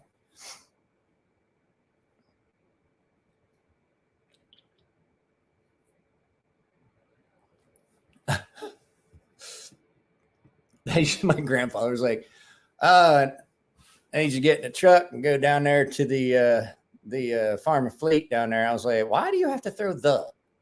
Can you go down to the IGA and maybe stop by the Kmart down there? And I was like, you can just say, like, you're expending energy that didn't need to be spent by adding the. That's an extra word. You're wasting energy and time. And then he would hit me. Shut up. You want to talk about genius? My grandfather one time,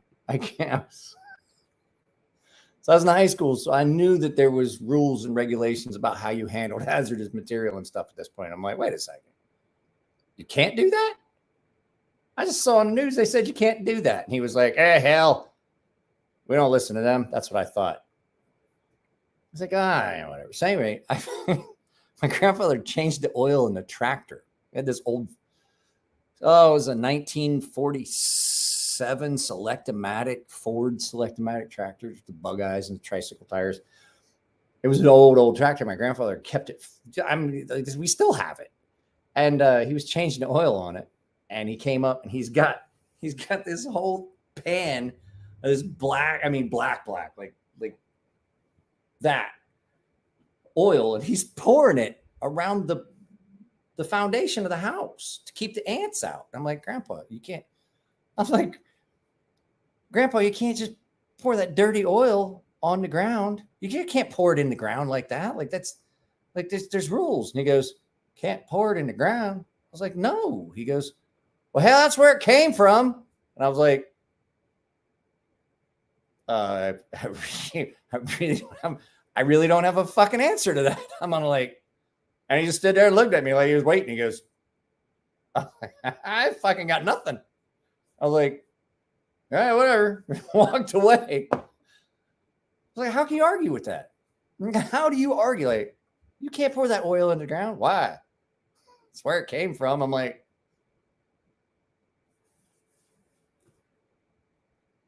yeah, I got nothing. I'm not like at that point, you have no further argument. You got nothing. Like, it's okay. Go ahead. Keep on. You keep on keeping on.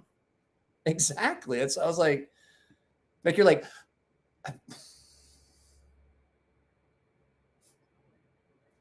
that's it. I'm nothing. So. Too bad you couldn't wait. Must suck playing. Oh, you're talking to Josh. I'm like, what is he talking about? Yeah, I've sent stuff to Australia.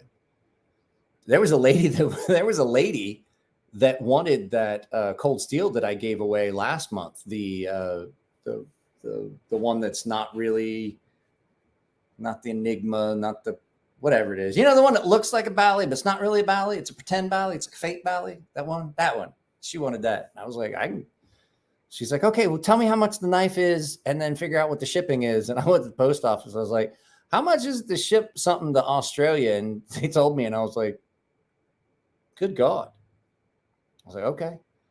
And so I fucking got back to the house and emailed her back. And I was like, it's this much. And the knife is this much.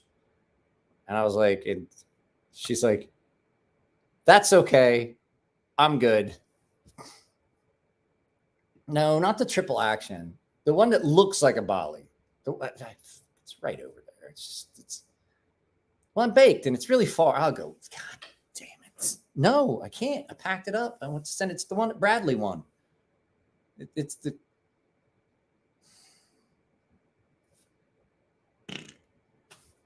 cold steel. You ever see somebody that does that? Like, I lost it. I forgot what I was going to say. See, right there. It's filters and you can reuse it or not. I mean, his idea was like, it keeps, it's the unbally. It's not the unbally. It's not the triple action. I just said the triple action was the triple action. This is the one that looked like a Bally.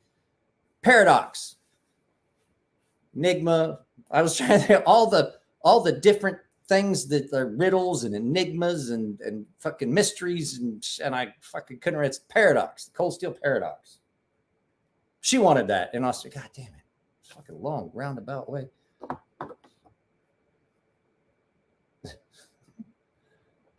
What'd I miss? Not much. Just me sitting here trying to remember the name of a knife. That's the issue. It's a paradox. You're right. What does that look like? It looks like a balisong. God damn it. All right, hang on. We're going to do this. Shit. I was going to go to bed. All right, let me pull this up. Cold steel paradox. Cold and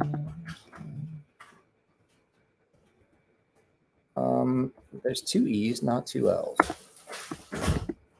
Paradox.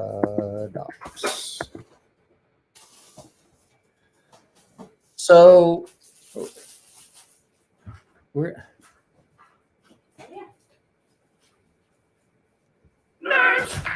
no. We're gonna mute that. I'm gonna share this because I don't want to have to give up any of my revenue to these fucks. I like this game. I can type much faster now that I'm on my computer. Well, good for you. I'm not. I don't type faster on my computer. Okay, so here it comes. Are you ready? I'm gonna get it ready.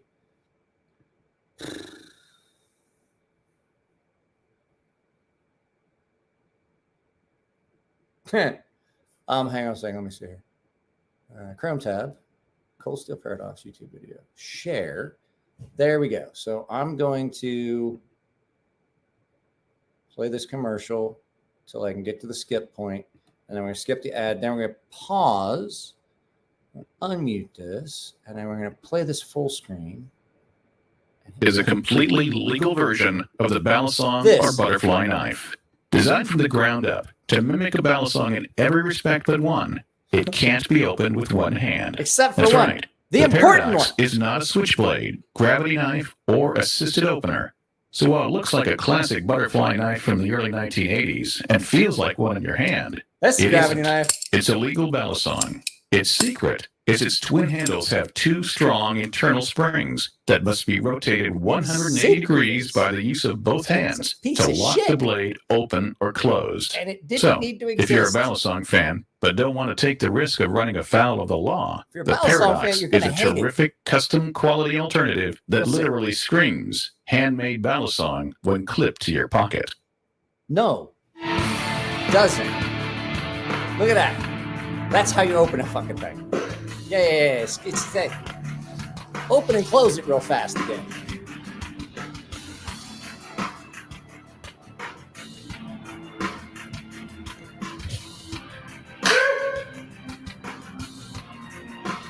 I don't want to get a fucking copyright. I don't want them to be like, oh, you gotta. I don't be like the other night where they took my feed down. I had the Paradox, but I sold it. I had the Paradox and I tried to sell it. No one wanted to buy it, so I gave it away. Like, they weren't cheap either. Like, I bought it. Did I grease it? Did I get something on my lens? No. I asked. I had a question for Mr. Robert. You saw it in the video. Robert was the big dude that was hanging out with David's son over at Beyond EDC. And Robert used to do the, why did I buy it? I don't know. I do a lot of dumb things. I went to a Pew Pew show, Intoxicated. That's where I bought that. That's exactly where I bought that. I bought 2 other cold steel knives that day.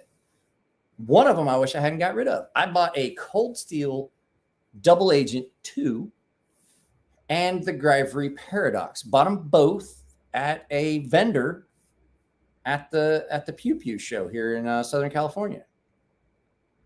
And I bought them there, and I paid full price for them. And that dude was happy that I bought it. And he's like, he's going to get that home. He's going to be really angry with me, but I won't be here tomorrow, so fuck it. So, well, no, I sold, PDM bought them both. And then I sold the double agent 2 because you couldn't keep it sharp. It had a Secure-X sheath.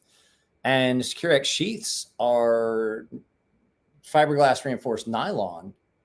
And when you draw a sharp knife across it and it rubs that, it's fiberglass. And I don't know if you know this. Glass is really, really fucking hard. And it takes the edge right off your knife. So you would have that knife and you get it screaming sharp. And I was like, what in the fuck is going on with this thing? And like, you're like, wow, that's really not even sharp. Like, it was hair popping, screaming sharp earlier. and you put it back in the sheath. And the next time you pull it out, you can just like see like the whole edge is just like shiny. Like it's just been stripped off, like at the apex. You're like, oh, there's no apex.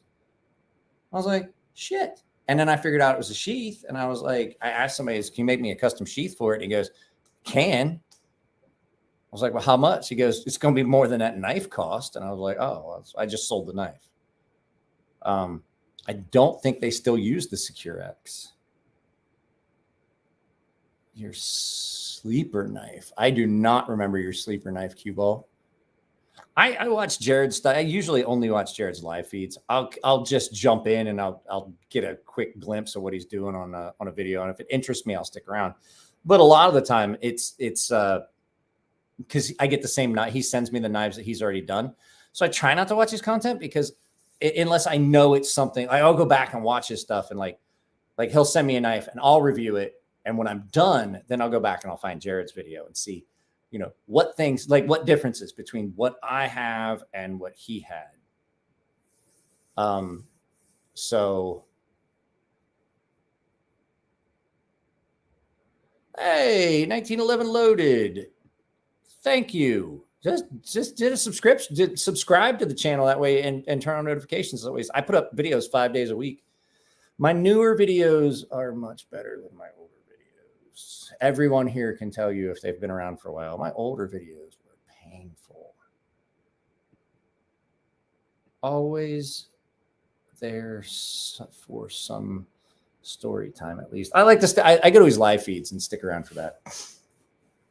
A lot of times on Wednesdays, I use it as a timing device for when I need to start looking at starting my live feed. I'm like, oh shit, is he in story time already? Oh fuck, I bet my yep.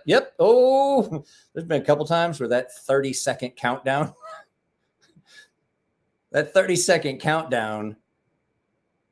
it comes a little late. That's because like Jared just started story time and I look up and I'm like, oh shit. And I look and it's like 5 seconds left. And like some people are like, it's supposed to start now. And I'm like, I may have gotten distracted because Jared's pretty good about starting story time or doing story time before 7:30. There's been a few, like he'll do it. He's like, yeah, it's story time. And the next thing you know, you're like, oh shit.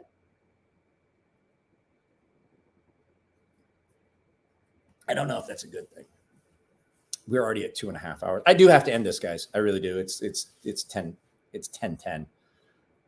And I'm glad you guys enjoy it. But I honestly need a little bit of time off. I have no joke.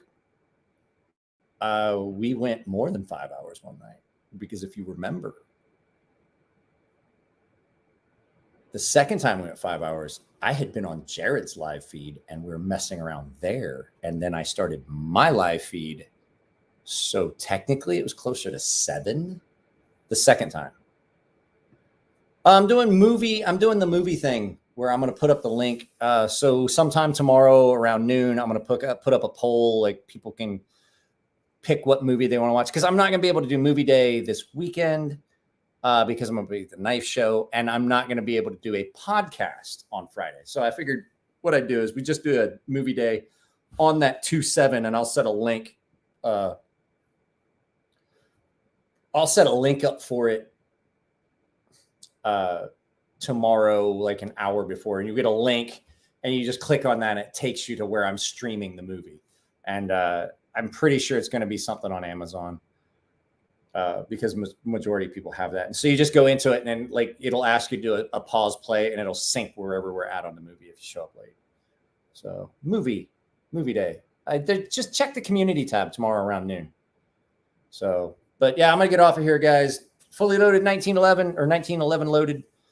Welcome to the channel. Like I said, like I think Mike also goes live 3 days a week. I usually go live 3 days a week. I might not next week. Like I said. So yeah, I've got videos out through next Friday. So you have videos going up tomorrow, Friday, Saturday and Sunday. There's not going to be anything because I'm going to be at the show. Monday, you got videos coming up all the way through Friday. If I get stuff edited, I will shift things to the right and you'll start getting show videos. But I don't think this show is going to be as view worthy as far as for my channel. I don't think it's going to be that view enticing stuff like Blade Show West. Everybody wanted to see the Blade Show West content. That's why I jumped through my ass and edited 3 videos out of the 6 the first night I got back, and then the next day, and then had everything up because I wanted to beat the algorithm. I wanted to hit the algorithm running. Like, I wanted to be one of the first channels to put up content from Blade Show West, and I was the first one to get full coverage, not just like a little segment. Like, I know that Zach put up stuff where he was with Hogue Knives and stuff like that. So I was the first one that put up like multiple tables together, edited and stuff like that with the interview format. So there you go. So I don't foresee me doing the rapid turnaround, the rapid turnaround with the videos from this show. I mean, I'll still push stuff to the right and left, but I'm not going to like run stuff on Saturday, and I'm not going to move the 5 fast video that I have scheduled for this coming weekend. So guys, I'm out. I'm tired. I got a headache. I don't know if you guys were all here. I was joking about it. My wife was like, I had this, and I was playing with it. My wife was like, put that thing away. I have a headache. And I was like, in our 19 years of marriage, it's not the first time I've heard that statement.